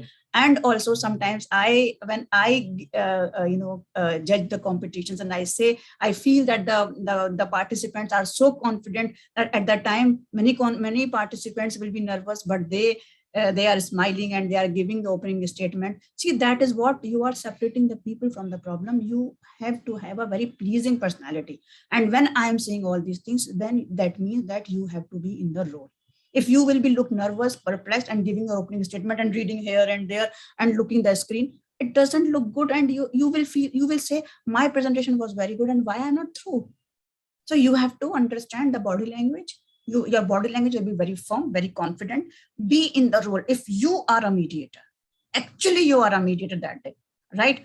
And then give the opening statement. Why I am giving more emphasis on the opening statement? Because it carries more mark. Even you will be having a special award for the best opening statement. So by that, see, during the negotiation, when the agenda has been framed and all those things have happened, at that time, we cannot see more of the participants, because there will be a mix of all. But the opening statement is your sole presentation. And that could be judged very, very distinctively, right? So you have to give opening statement very, very, very, like it will be a collaborative, where you will be asking parties to collaborate. You will be very glad that they come to mediation. And thereafter, you will set the ground rule. Ground rule will be whatever you like. I will not comment on that because now it's online. So whatever kind of ground rules you want to give, you can give the ground rules. Then second is establishing working atmosphere. Establishing working atmosphere means that summarizing. Once both the party, they will be saying something, or they will be coming up, or they will be ending up their deliberation or presentation. Every time you need to summarize. That is very, very important. Summarization will give a lot of, understanding and clarity that where the parties are, whether we are on the same page or not. And unless the parties are not on the same page, the negotiation cannot happen, or the mediation cannot work, right? So establishing a working atmosphere, you have to summarize the parties, you have to paraphrase. See, recently I was in the Lex Infinitum, and I judged a competition where there was a mediator from the Singapore SMU, Singapore Management University, and I was thrilled to see that how he gave his opening statement, and it was very, very positive opening statement. And even when the parties were complaining about something, he used to paraphrase it in a very positive manner. So that's what you have to see, that a party may complain, or the counsel and the client, they will be complaining something. That also you have to summarize, but that is not summarization, that is paraphrasing. And once you will be paraphrasing, it will be in a positive way. It will not be exactly what they said, but it will be in a very positive manner. You have to decode it. The party will be encoding, and you have to decode it in a very, very positive note, very positive way. So that kind of atmosphere you have to maintain inside the mediation room. Control the process. That is, you have to control the process. If suppose the parties sometimes in the arguments, they will go here and there. Team A and team B, they will be putting a lot of time on one point and they will be going here and there, lot of inquiries and all. If you see, intervene there. Don't feel that if you will interfere, it will be a wrong thing to do, but not much interference, that you have to see what will be the timely interference. And for that, you have, for the taking the control of the process, either it is a time to split or make them in a separate session, but you have to see that where you have to interfere. So that is very thin line, maximum interference and the appropriate interference, right? Power balancing. If one party is trying to overpower others, then you have to, again, you have to take a control back of the situation, and you can say, may I help you in this situation? And I feel that this should be done like that. So in that manner, you can also check the power balancing, fact finding. When parties are telling you, so in the beginning of first stage or in the joint stage, they will be addressing you. They will be addressing to mediator because they are not in a position to address directly to the negotiator, maybe, but they will be addressing directly to the mediator. And if they are doing directly to the negotiator, this is competition where mediation skills will also be judged, then you have to summarize. That is why I'm saying you have to summarize, you have to paraphrase, you have to show your presence in center, who will be resolving the dispute as an authority. So the thing is fact finding. How you will be finding the fact with the parties. Suppose they say, suppose A and B parties are here. A says, I think that this deal, I give you this offer. B say, I will not accept this offer. Then they said, no, I think this offer is very good. They said, no, I will not accept this offer. I don't have that kind of money. I cannot give you. See, these kind of things you will see that will create a stuck situation or impasses. So what you have to do, you have to find out that why you are saying this. Many competitions I see, if the party says, I can't pay this, another party says, I can't do this, and entire conversation or deliberation or presentation was around this only. See, you have to go beyond that, because what they will be discussing, that is position. And you have to go beyond the position, and going beyond the position will give you options. And unless you will not go beyond the position, it will be very, very, very tough situation. And the entire negotiation will be happen on the position. That will not be fruitful. And that will deduct your marks also, because how you allow the party to negotiate on positions. So for that, you have to find out more fact. And one thing I would like to say, that when the parties, went out their emotions and position, in between, there is always interest. See, they take some position and they have some emotions for that. So they will, for justifying their position, they will be giving their emotional position, emotional aspect and all. So in between the emotions and positions, there are interest. You have to understand that. You have to find out. You have to go beyond the position, right? So for that, you need to find out fact. Now you will be asking, how we'll find out the fact. So for that, you have to ask questions, maybe clarifying questions, maybe open-ended questions, maybe close-ended questions, or maybe hypothetical questions. And all the time you have to show that you are listening them carefully, either by nodding your head, either by noting down some points, or either by summarizing. All these are the tactics of, or the way of listening, right? Another thing is that working through conflict.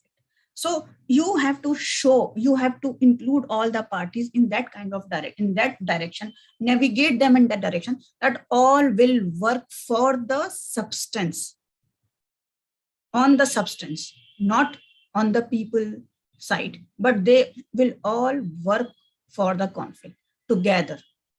So mediator's role is to bring all the parties on the same page together in trading zone. The moment the parties will be in the trading zone, then you will see that they will be doing the dance of distributive bargaining and integrative bargaining, but they will manage to do it. The only thing is you have to bring them working through conflict. So how you will be bringing them? See, that is again, you have to make your strategy, that how you will be doing this as a mediator, because you have the control, you are the authority, you know how to balance the power, you have right to summarize, you have right to find the fact. And now with all these things, and don't forget one thing, separate the people from the problem. And then you have to put that kind of questions, you have to ask those kind of things from both the parties, which will make them think on the same, on the same center or the same aspect. They all will be thinking on their focus will be on the same thing, on one point. So you have to bring all the parties together to discuss the bird's eye. That is what you have to do, your task. And developing and evaluating options. Before that, I would like to tell you that there is one major task of the mediator is creating agenda. Here, many mediators fail in creation of the agenda. That is very, very, very tricky and very difficult to create. Sometimes what you listen from the one party, and then you listen from the other party, and then you try to create an agenda. See, that is not the correct way. You should analyze that first. Just by listening what they have said, see, you have to make your input in that, because that is your role. And that determines you whether you will be winning this competition or not. And I will be telling you how to create an agenda. So once the your opening statement concluded, both the parties' opening statement concluded, they will be telling you their agenda, their interest and all. You write down the issues on the piece of paper. What all the issues you heard with party A and party B. All the issues, maybe 10 issues, maybe 12 issues, maybe 15 issues. There may be n number of issues. Don't worry, you just note down the issues. It's a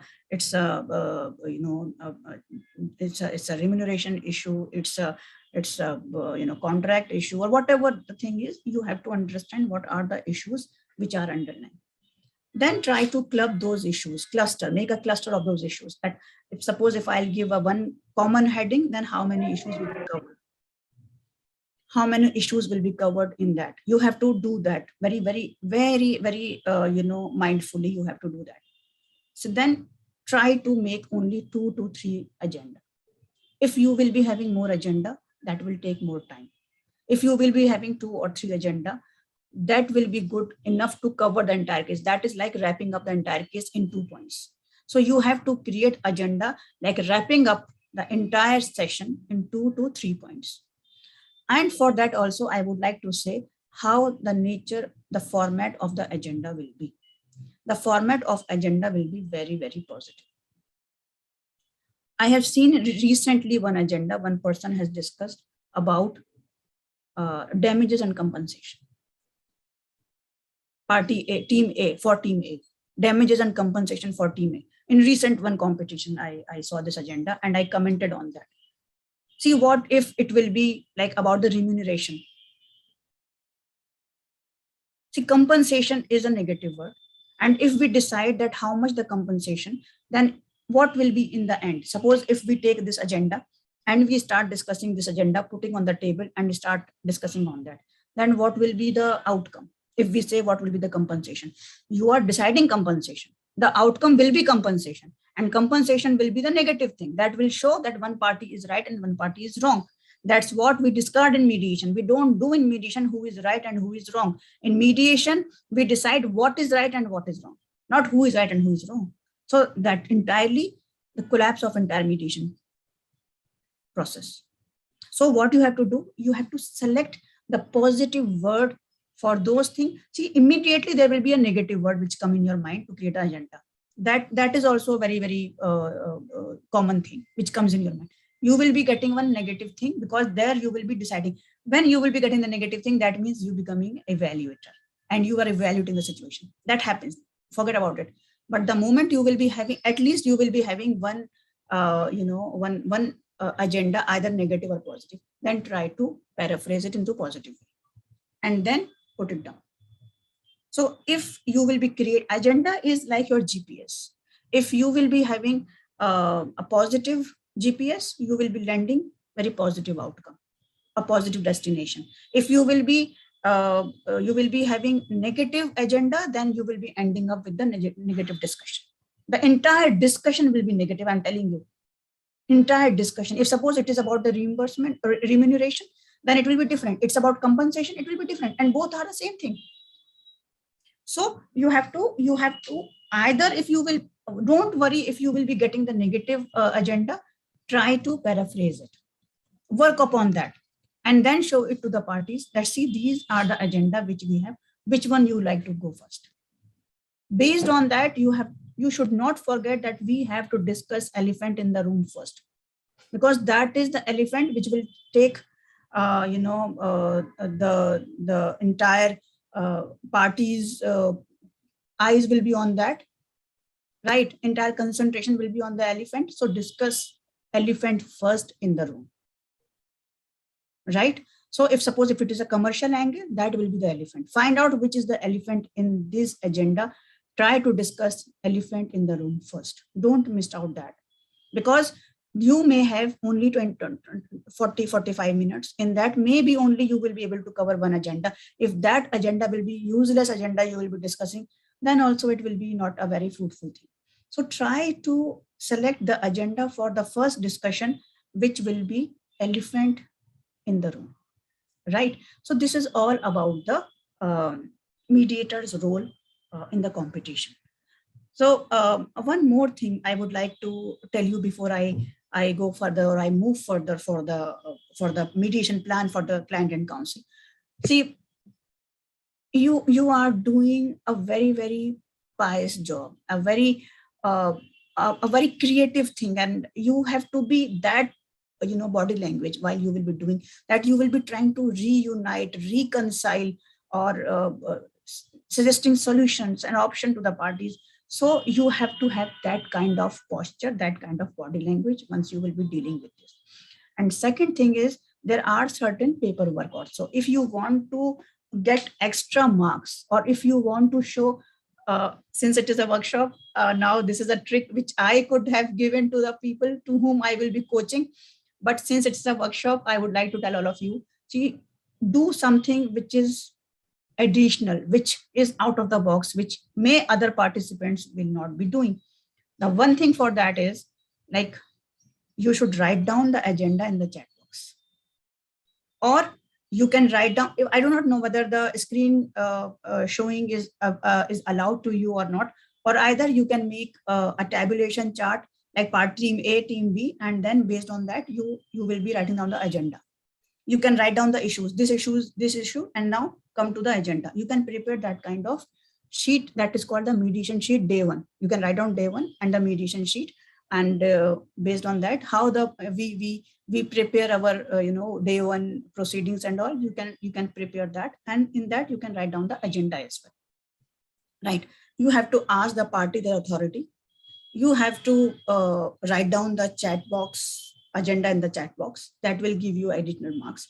And one more important thing, see, after your opening statement, when the parties agree to to mediate with you, you have to ask them to sign agreement to mediate, right? That is the agreement for the confidentiality. So that is also many students miss. When they, after completing their opening statement, they immediately ask the parties to give your opening statement. But if you want additional marks, please ask the party to sign agreement to mediate. That is a document where the parties will be giving or selecting you, giving their consent and selecting you as the mediator. So please do that as well, right? So this is all about the mediator.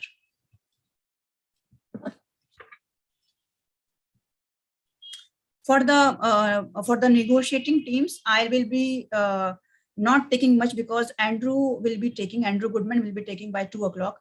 But for making the outline, like the mediation plan, because this is not a task of the mediator, this is the task of the client and counsel, I'll be taking you few aspects before that, how to make the mediation plan. And I'll show you some mediation plan also, so that you can identify that what all the mistakes these people have done in the mediation plan. You should not do that. right? So one chart I told the mediator to prepare. The chart is about the stages. It is for all of you about the stages and what process you are going to integrate into that.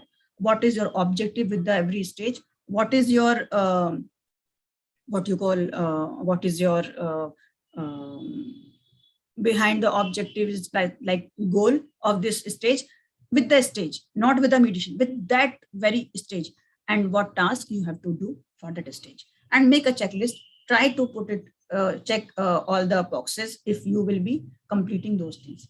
Another thing is there will be one position where there will be two co-mediators. I'm sorry, I forgot that, co-mediators. Don't try to compete. Don't try to show that I'm over smart. I'm best, because you are modeling collaboration. So you have to give all the time a space to other mediator. If you will be taking over the space, you are losing. You are not winning. If you will be taking over the space, you are losing. So be careful and be mindful in that, because mediation is making the space for others, not to take over the spaces of other people, right? So we have to give the space, and we are asking parties to collaborate, but we will be fighting. This is what the common thing which I have seen in many competitions, that they are trying to. So what you can do, you in the opening statement, you can divide. For the caucus also, you can divide that this team I will be taking the caucus, and this team I will be summarizing. So that could be divided, and that will be your test, that how you are collaborating with your co-mediator. That will be your test. One is opening statement, agenda, and how you will be cooperating with your co-mediator, if there is a co-mediator, right? So now prepare to negotiate. Come to this for the client and counsel. So you have to understand who all the parties are coming. So you have to understand other parties' relationship with this problem.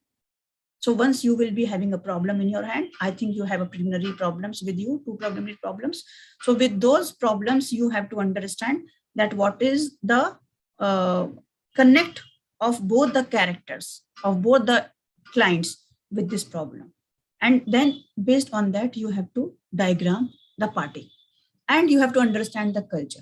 If there is a cultural difference between both the both the parties in one problem, then you have to write that these are the cultural issues. This person will do like this person will do like this is the culture, this is the culture. That also you have to see. I'm telling you how to prepare your negotiation and how to prepare your mediation plan. Before that, you have to understand all these things as well, and use a A4, A3 or A2 size paper to prepare your this kind of chart. What I am telling you, this will lead you or this will be like a post-mortem of a case. And after this, I'm 100% sure if you will do what I'm telling you right now, how you will be preparing on this A2 size or A3 size sheet, your negotiation or your diagramming the entire thing, then you will be, no one can beat you. No one can beat you if you will be able to do it properly, right? So thereafter, you have to understand that parity diagramming relationships and their understanding their styles. If suppose they have different culture, they must be having different styles. If there is no style, then forget about it. You should not find out when there is no difference. Then again, you will say, Iram ma'am has told us that there will be different styles, and why there is no different styles. So that then you forget about it, right? And then be clear what you want. This is how now you will be entering into the zone of making the mediation plan.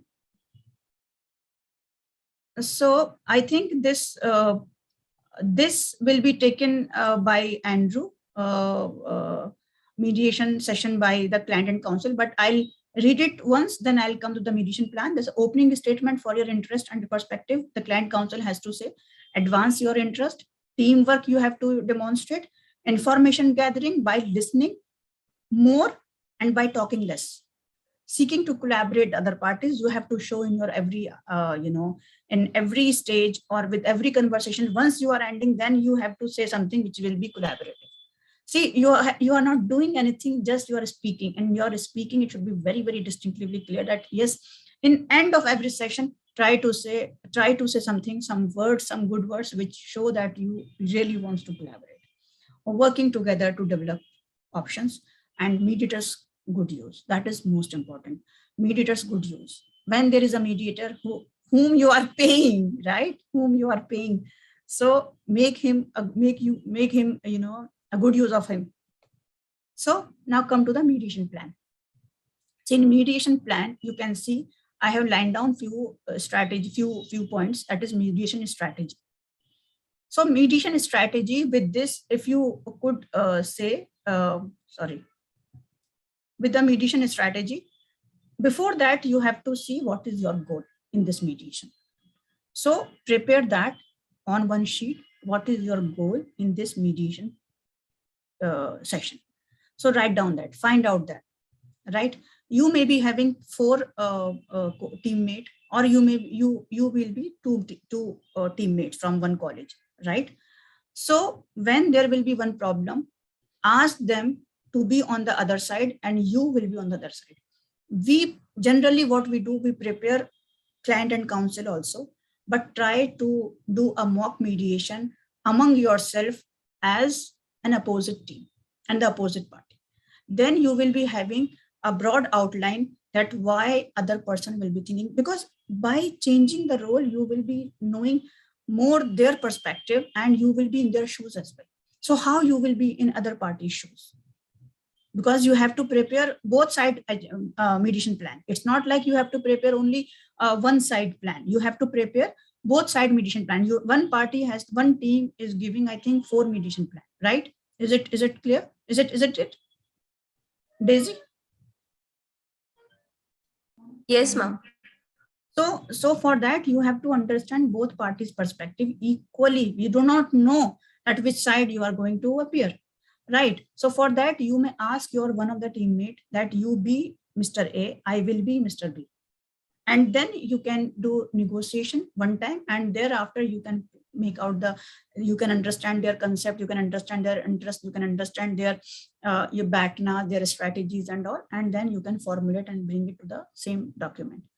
And when you will be preparing for the competition, that time you can prepare as a team, right? But for the sake of mediation plan, forgetting, because it's all your guesswork, it's all based on your understanding that what other person will expect, what other person will be giving, or what other person will be thinking, so that you may not be knowing. If you will be standing on this side, may ask your teammate to stand on that side also, so that you can prepare a good mediation plan. So mediation plan will start with the goal, that our goal in this competition is dash, dash, dash. Whatever you want to write, you write the goal. The goal will be in both, will be different, right? So then mediation strategy.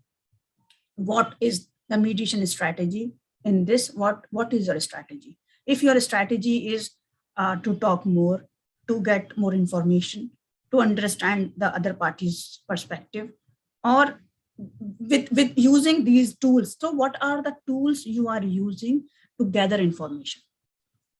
So all those strategies you have to line up. You have to write down in 4 or 5 lines, what is your strategy in this mediation competition.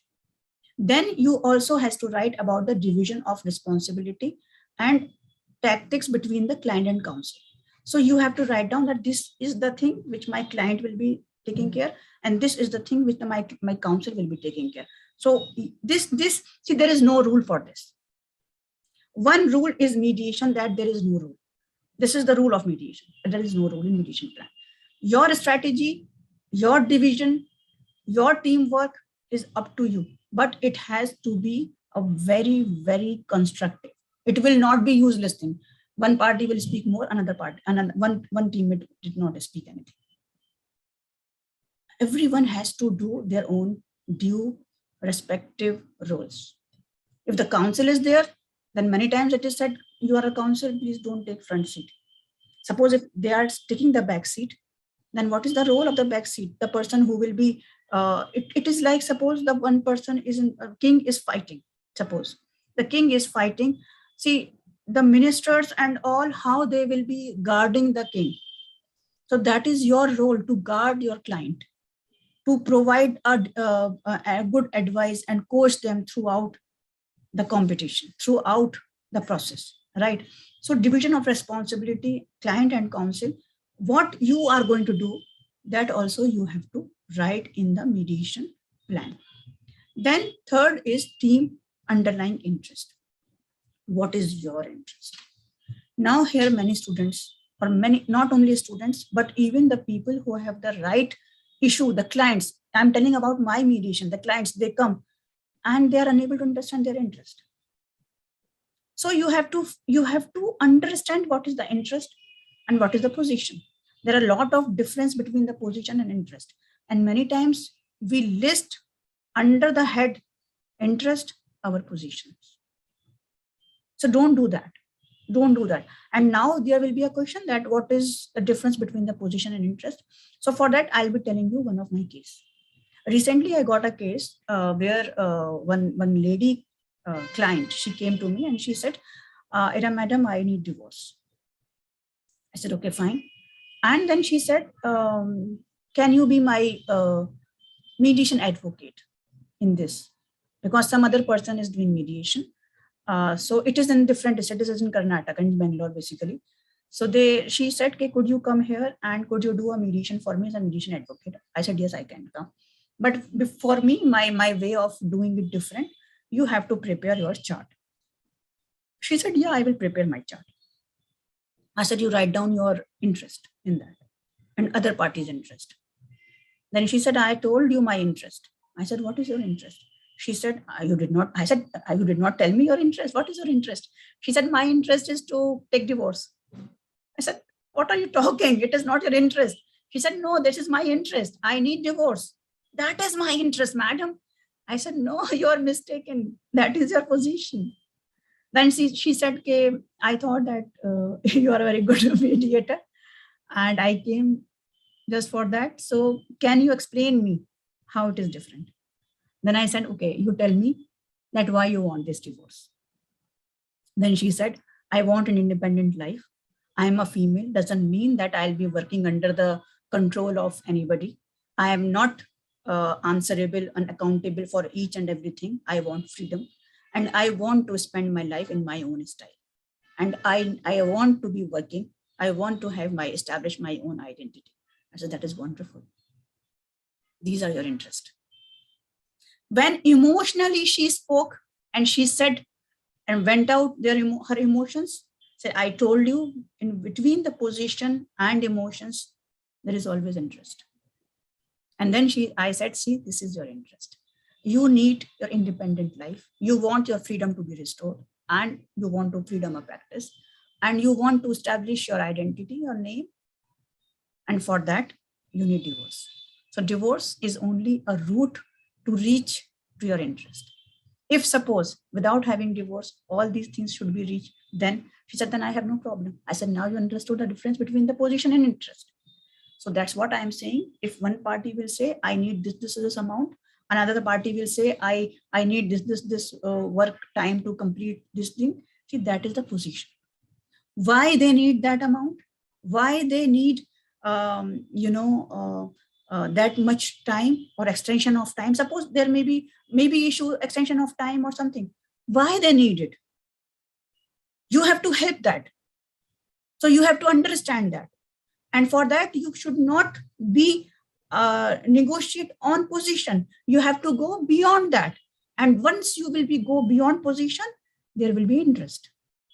And that interest, you have to write your own interest. And I'm telling you, this is the real case.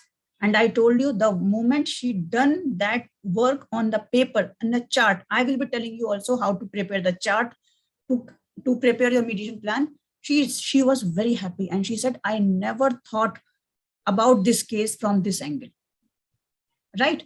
So you have to, many times, even the real-time client, they are unable to understand their interest. And even the lawyers, they are not trained into mediation. That is why I always say mediation advocacy is now the need of an hour. We need to understand what is mediation advocacy. Without that, we cannot do mediation. It's a teamwork. It's not only the burden which has to be carried by the mediator. When the mediation fails, we always blame mediator. It's not like that. When a mediation fails, everyone is equally responsible, from the client till lawyer till mediator. Everyone is equally responsible, right? So underlying interest, you have to find out. Okay, why I'm doing this? What is the underlying? And I think that is before the confidential will be released to you. Before that, you have to prepare this. So you have to do hard work on finding out the interest. Then other parties, BATNA. What do you mean by BATNA? Many times BATNA, we say, what generally people come up with the BATNA is the solution or the resolution or the agreement. My BATNA is that I will be doing this, and this solution will be of this problem is like this. See, that is the solution or the options. See, we have to understand what is the real meaning of BATNA. The real meaning of BATNA, suppose I could see Priya on my screen and Akansha on my screen. Suppose Priya and Akansha are the disputant and they are coming for the mediation. And if the mediation will not happen, what Akansha will do, what Priya will do. That is best alternative to negotiated agreement. That is BATNA. It's not that if the settlement happened, then what will be the terms? Many times I have seen the parties understanding the BATNA in that nature. The BATNA is if Akansha will, if they will be put an agenda on the table and that will not be settled, their dispute will not be settled. And if they will be walking out from this room, then what they will be doing. Or it is not a dispute, it is a deal also. Suppose if it is a deal, you are going to buy something. Suppose there is a bottle, you are going to buy a bottle and that bottle costs 1,000 rupees. And Akansha want to buy that bottle and Priya is the seller of that bottle. Right? So they both need something. So one thing is important when we are in the negotiation, both the parties need something from each other. Then only they will be, she want to sell and she want to buy. And once she will be selling, she will be buying it, and she also have an option that I can buy from there also. And she can check the price. Also online, Amazon and all, Flipkart, how much they are sending. So she will go to the Priya and she will say, if you will be not giving me there, I will be ordering on the Amazon. She will say Amazon will not be able to provide you the accurate quality which they are displaying. This is now you will get. And Akansha has to gift it now, today to someone. So if that deal will not happen, what Akansha will do? She has to gift it to Iram right now. Suppose, Akansha, you have to give that bottle to me right now, suppose. And you are coming to my home, it's my birthday party. And you saw that bottle is very beautiful. And if I'll be giving it to Iram ma'am, she will be very happy. So that the need is emergent and urgent. And if she will be ordering from the Amazon, she knows, she's shown it to other party to threaten her that, see, I can buy from there. She's shown her all alternatives. But what is the best? She may have alternative. I'll buy something else. I'll buy flour. But what is the best alternative? That you have to lie down. That you have to understand. That you have to underline. Right? So the best is if she could get it with Priya right now in the very beautiful wrap, birthday wrap thing, and then she can give it to Iram ma'am right now. So that is the best alternate. That is the thing which could be done. If it is not, then she will come somewhere else. She will go somewhere else and she will buy something else. So if that deal will not happen, what best alternative Akansha will have, that is the BATNA. And that you have to write all the time, because BATNA will change every time. See, I am telling you very important point. BATNA may change every time with the more information you will gather, the more confidential information you will gather, your BATNA may change. Maybe when you enter into a negotiation at the early stage, your BATNA may be A. The moment you understand other parties' interest and other parties' thing, and when you are generating options and all, your BATNA may be different. Right? And there will be two BATNAs. One is public BATNA and one is private BATNA. Public BATNA is which you will be displaying. You will be saying, if you will not do this, we will have this option. We will have these resources. And private BATNA is which you will be not discussing with anyone, which your party, your teammate will be knowing only. So that is, you have to write down your BATNA. And one thing is more, that it is not only dissection of your case. The best case preparation and the mediation plan will be when you understand other parties' underlying interest in the same way, other parties' BATNA in the same way. So for that, I will be bringing it into the short thing so that all of you will be clear more and your preparation will be done in a nicer way. What you do, please prepare a chart. a chart with the columns. And in that, first thing you write, what is your BATNA? What is other party's BATNA? What is your interest? What is other party's interest? What is your resources? What are other party's resources? What is your weakness? What is your other party's weakness? And how you can create value to the settlement agreement. That is also very important. So I'm coming to that. Value. We always try to, we always try to claim. We always try to claim, but don't just claim, try to create. So that's what I told you, to prepare a plan. In that plan, in that sheet, in that chart, you have to write my BATNA, their BATNA, my interest, their interest, my resources, their resources, my weakness, their weakness, how to create value, a big column for that. Write something what you can give extra to them. What is not, maybe not important for you. Please write that. And how can you do that? For that, I'll be taking you to this slide.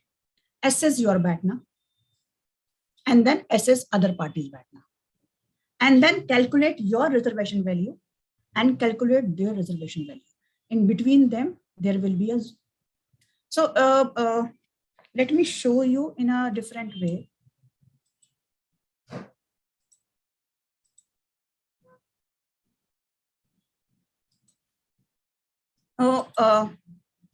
I cannot show this slide, this whiteboard, no?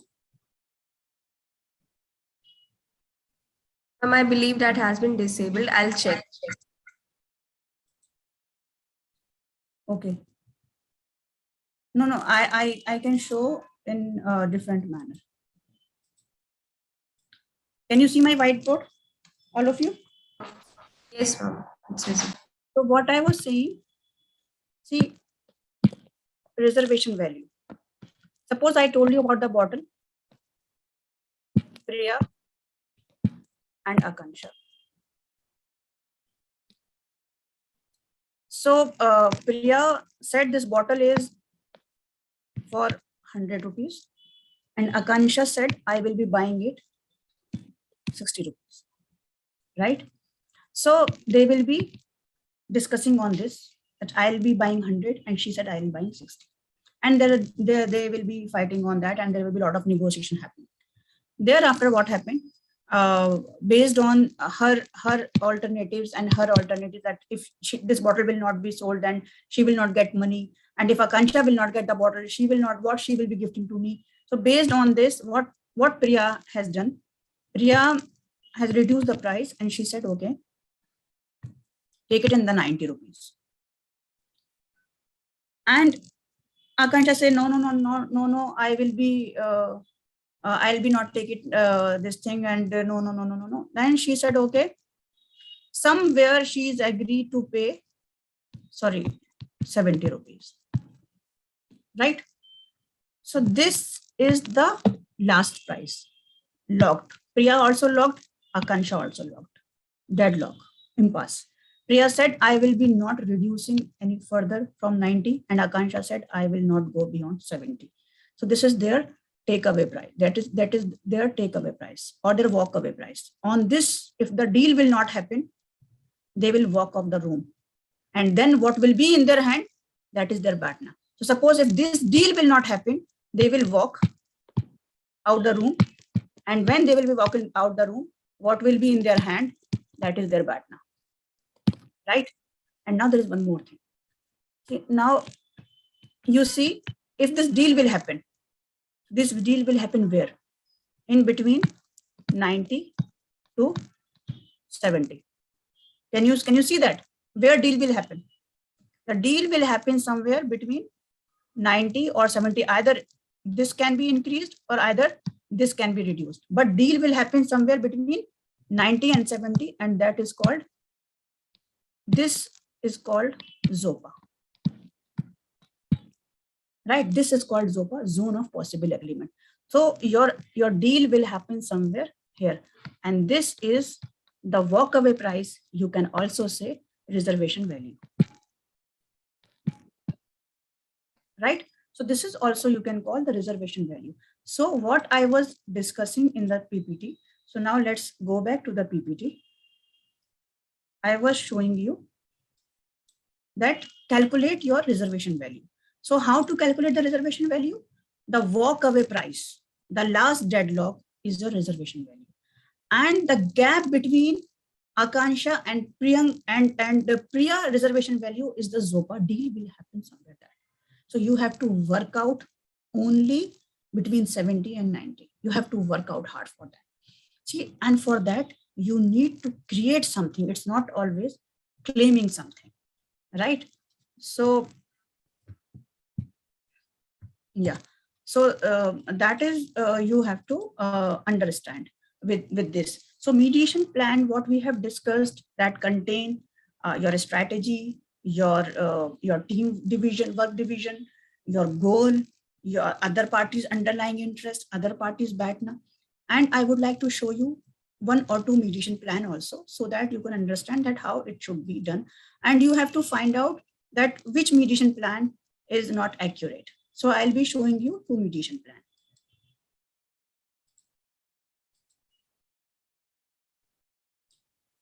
So you can see this mediation plan.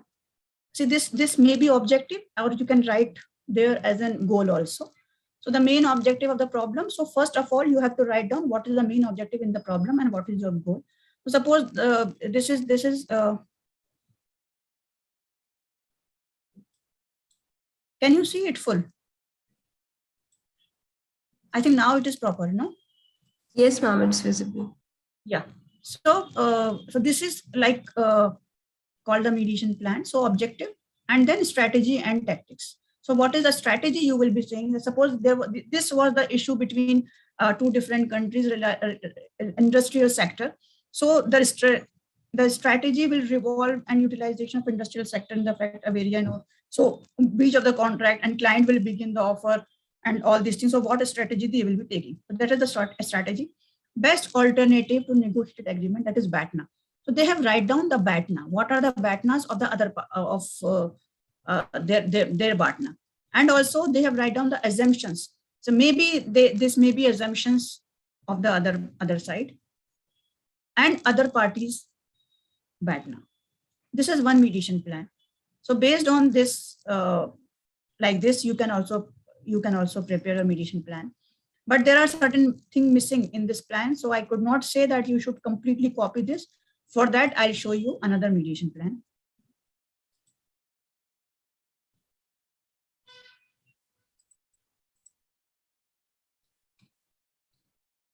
This is one international competition, University of Georgia. I got this.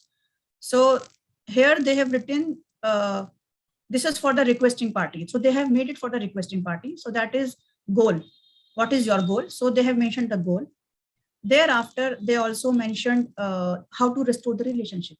See, the goal is to restore relationship. If you see this plan and if you see them to perform their performance, see, you can see that how they have lined up their entire strategy into 2 pieces of paper. And it was mandatory for them, for the Georgia University, to prepare it in the 2 pages only. See how they have restored to restore the relationship, their strategy and all. Thereafter, the division responsibility and tactics between the client and counsel during the mediation.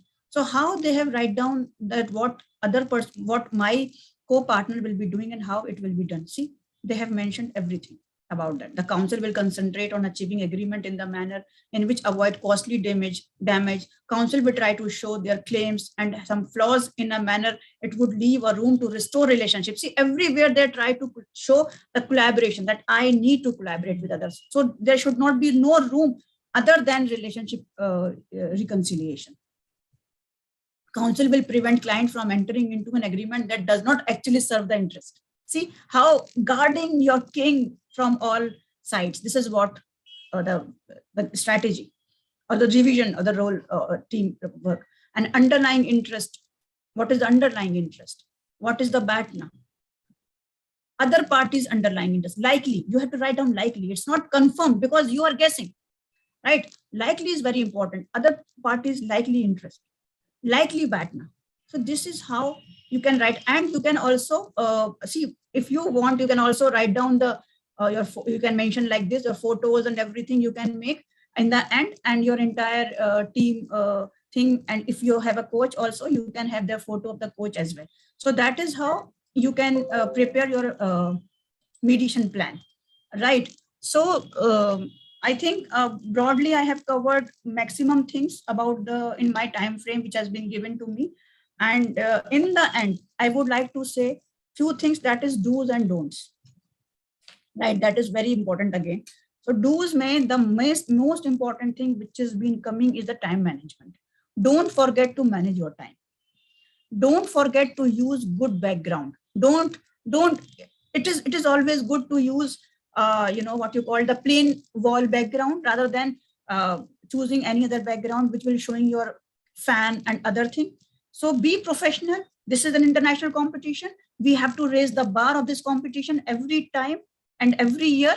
And that is with the student. Only with your participation, we can raise the bar of this competition, right? So you have to use the right background, good network. Please be careful with the good network. Try to arrange that. If it is not, then go to sit that place where you can arrange. If you two teammates are in the same city, please try to be together, because that will give you an extra edge over others who are not doing it in the same place. Togetherness is very important in this. If you are a teammate, please be there with your teammate at the same time, right? Another thing is in do's is time management, I have told you, and try to listen. Listen other party. Listen a lot. If you try to cut other party, then you are losing, right? And the most important thing, many parties lose on this aspect. When they take caucus, it's about to end. If the competition, the session is about to end, don't take caucus just for the sake of taking caucus, because caucus is mentioned in the stage. I have not taken. See, in every competition or in every session, it is not mandatory that you should have to have a caucus, unless you will struck or unless there is a possibility that you will be going to have an impasse. Don't take caucus, right? Don't take caucus. If I'm not saying don't take caucus in the entire session, but take caucus at appropriate time. But when it is 10 minutes to go or 7 minutes to go, keep 5 minutes for the wrapping up. And if it is not complete, then say, now we will be meeting on the next date, or next date we will be fixing. End up in a nice way. The way you opened your introduction, you did the introduction, you opened the session, same way you have to wrap up the competition also. You have to greet the party, you have to thank the mediator, you have to show a good gesture, and with that you have to end the competition. So if you will be, see, recently I have judged 2 competitions, beautifully managed, beautifully structured, but the mistake they have done is they made a mistake, a grave mistake, that in the end, what they did, they asked for the caucus, and that was 10 minutes before. And mediator was perplexed, and mediator said, suppose 5 minutes, 5 minutes he gave to one party, 5 minutes he gave to other party. And so don't commit that mistake. Please be careful for your caucus, the time of the caucus. Don't create problem for the mediator. I'm saying to the client and counsel, if it is going to be end, if you ask for the caucus, mediator will have no option rather than to give the caucus, and that will mess the entire session. Maybe you are going to win, your session's mediator is going to win, but just because of that, the entire session is going to be a great mess, right? So don't take this in the end. And do's I would like to say the do's is try to give other person space. Whenever you will be ending, since it is online, you have no person to see the face expressions and all. Suppose if you are ending, your client want to say something, your counsel, they will be interrupting if you will be not giving them space. Whenever you will be ending, would you like to add something to this? Would you like to add something to this? In that manner, you can check with your client or with your counsel respectively. And for the co-mediator also, that suppose if you are giving in that manner, different places, the co-mediators, then also you can ask your co-mediator, see, this is my view. Would you like to add something, Mr. Mediator or Miss Mediator? That will be the good practice, right? So with this, I think I have taken a lot of time, and all of you are sitting here since 11, so I can understand. But now I know that all of you are trained to sit online for longer and longer period, because this is the new norm and here to stay. So with this, I could see few participants have raised their hand. So yes, Priya. Yes, ma'am, I'll unmute them one by one.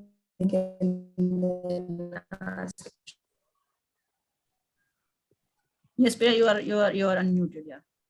Okay, thank you. First of all, thank you so much, ma'am, that you gave us such a wonderful session, and it was really very fruitful and enlightening. Thank you so much, Iram, ma'am.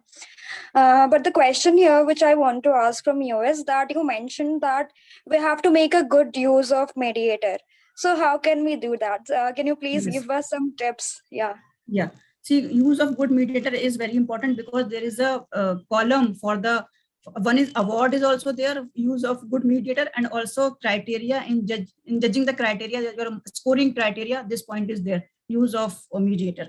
So how to make the good use of mediator? Suppose if you are stuck in somewhere, then don't leave mediators out of the discussion. Suppose I told you Priya and Akansha is having a problem and they are talking. So sometime at one stage, you will be talking to each other.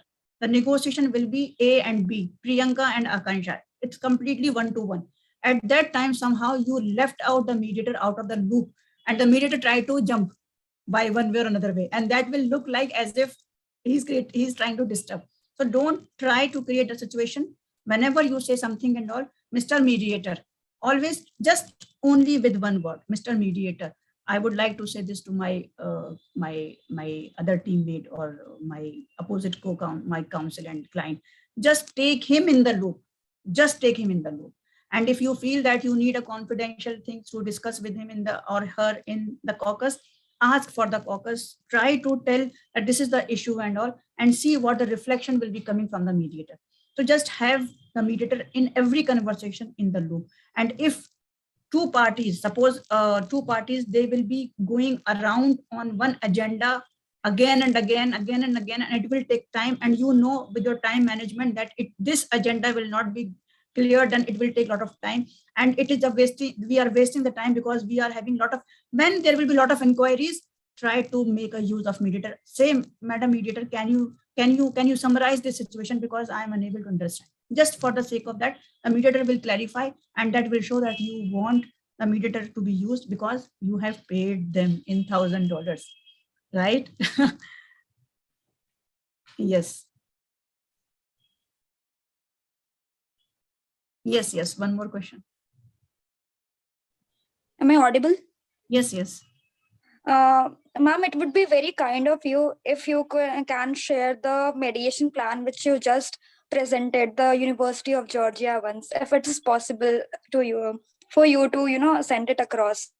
See, what I can do, I will be removing the confidential information from that, and I'll share with the Daisy, so that Daisy can float it with the groups, right? Thank you so much, ma'am. Okay. Yes, Kritika. Very good afternoon, ma'am. Thank you so much for such an enlightening session. You have really acquainted us with all the intricacies of mediation. But I am not happy. Because I could not see you at all. I'm really sorry, ma'am. Actually, I thought I wasn't allowed to switch on my camera. So, yes, ma'am. I had just two questions to ask. One is that how much maximum time should one mediator take for the opening statement? Okay, so that depends upon the entire time duration of your session. So Daisy, what is the time duration of the entire session, preliminary round? Preliminary round is total of 75 minutes, in which 45 minutes is a session, 15 minutes is focus, and 15 minutes feedback. Okay, so you have given half an hour for the feedback and this thing, and 45 minutes for the session. So if it is 45 minutes for the session, then don't take more than 5 minutes. Divided between both the co-mediators. Don't take more than that. Right, Kritika? So if you divide, make a timetable clock, 5 minutes, you're opening, 5 minutes, one party opening, 5 minutes, another party, that's 15 minutes. So even you can reduce it more than 5. See how it will be then 15 minutes, it will be like only the opening, 15 minutes. then you will be left with a half an hour only to discuss, to create agenda and to discuss on the agenda and to come up. Then I think with the 45 minutes, you have to reduce more than 15. I think it should not go, including other parties, both the parties, and your opening would not be more than 12 minutes. I think so. So that you will be having more time for the session. And keep 5 minutes in reserve for the wrapping up. You may say anything in the end, but please don't commit this mistake. You people have come here with a great commitment and conviction. Don't mess up your session in the end and make it difficult for the mediator. Because that Singapore Management University, that the mediator was fabulous, fantastic. And in the end, the party took some this for the caucus. And then after that, he called me and he said, "Madam, could you give me that?" Because it was not a time to give me the feedback. Then he called me and he said, "Could you give me that the tips how I could, could not have this situation, I could somehow I could be compromised with this situation." But that is difficult for the mediator. Parties are asking. So that you have to do, Kritika, right? Now right, I could thank you so much for opening your camera. Thank you so much, ma'am. And ma'am, also one more thing, since we have time constraints while in the opening statement, can we skip that question if you are appearing for the first time in mediation or not, and rather say that, okay, either it's your first time or you have appeared already. It'll be a good refresher. Yeah, very good, Kritika. This is a very good question. See, then if you have only 4 or 3 or 4 minutes, that time you have to be very, very precise. Very precise and hit on the only on the most important point, which you, as I told about the negotiator, the elephant in the room. Similarly, for you, the most important thing which you can say in 4 minutes, one quote with your role, with the session, and something like collaborative for the parties to bring them together on the table. Right, and the ground rules. Yes, 1 or 2 ground rules. Yeah. Yes, Anu. Thank you so much, ma'am. Good afternoon, ma'am. Your session was very fruitful, and thank you. We'll apply in this future also. Ma'am, I want to know about what should client do, because this is also the part of like mediation plan. Without this, I want to know what should be done in an opening statement. Should be the strategy? Very good, Anu. So you want to know from the client's perspective. So there will be a session, I think by 2 o'clock itself, Andrew, he will be taking you to the understanding of the client's perspective and the role of the negotiator, and about the clients and the counsel's perspective. But even then, I would like to answer this in brief. See, client is the one who has this problem. Like the dispute belongs to client. So he will be having emotional connect with that dispute. It's not only substantial, but it also emotional. There will be 2 connect with the dispute with one, with the client, emotional and substantial. Both kind of dispute will, both kind of connect will be there with the dispute. So you have to see that the client will have to give the fact, the dispute, and the event behind the dispute. So you have to tell about your interest, the dispute, the fact, and the fact behind the dispute. You have to tell each and everything in your opening statement. Since the time constraint, try to see how you will be making it more.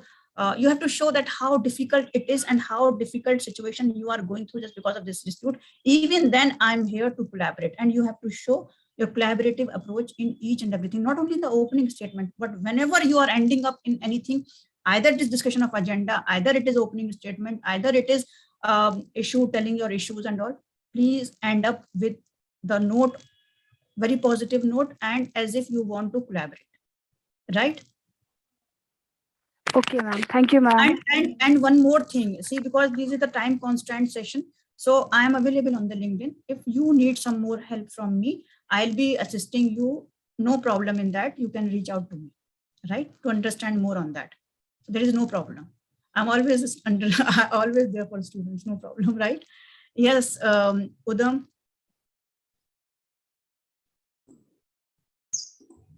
Yes, good afternoon, madam. Thank you very much for this session. So this is kind of like question I want to ask, since like you were emphasizing on mediator's role. So when it comes to the mediator's role, whenever like one person or like two parties finish some topic in their agendas, so we need to make a statement that so this issue is concluded and this is the settlement they have reached on behalf of that. Isn't that right?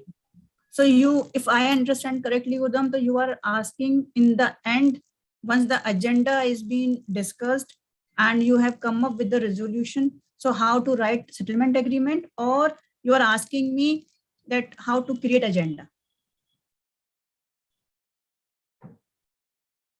Yes, Udam. Yes, madam. So my asking is that how to draft a settlement agreement whenever in this end of the session.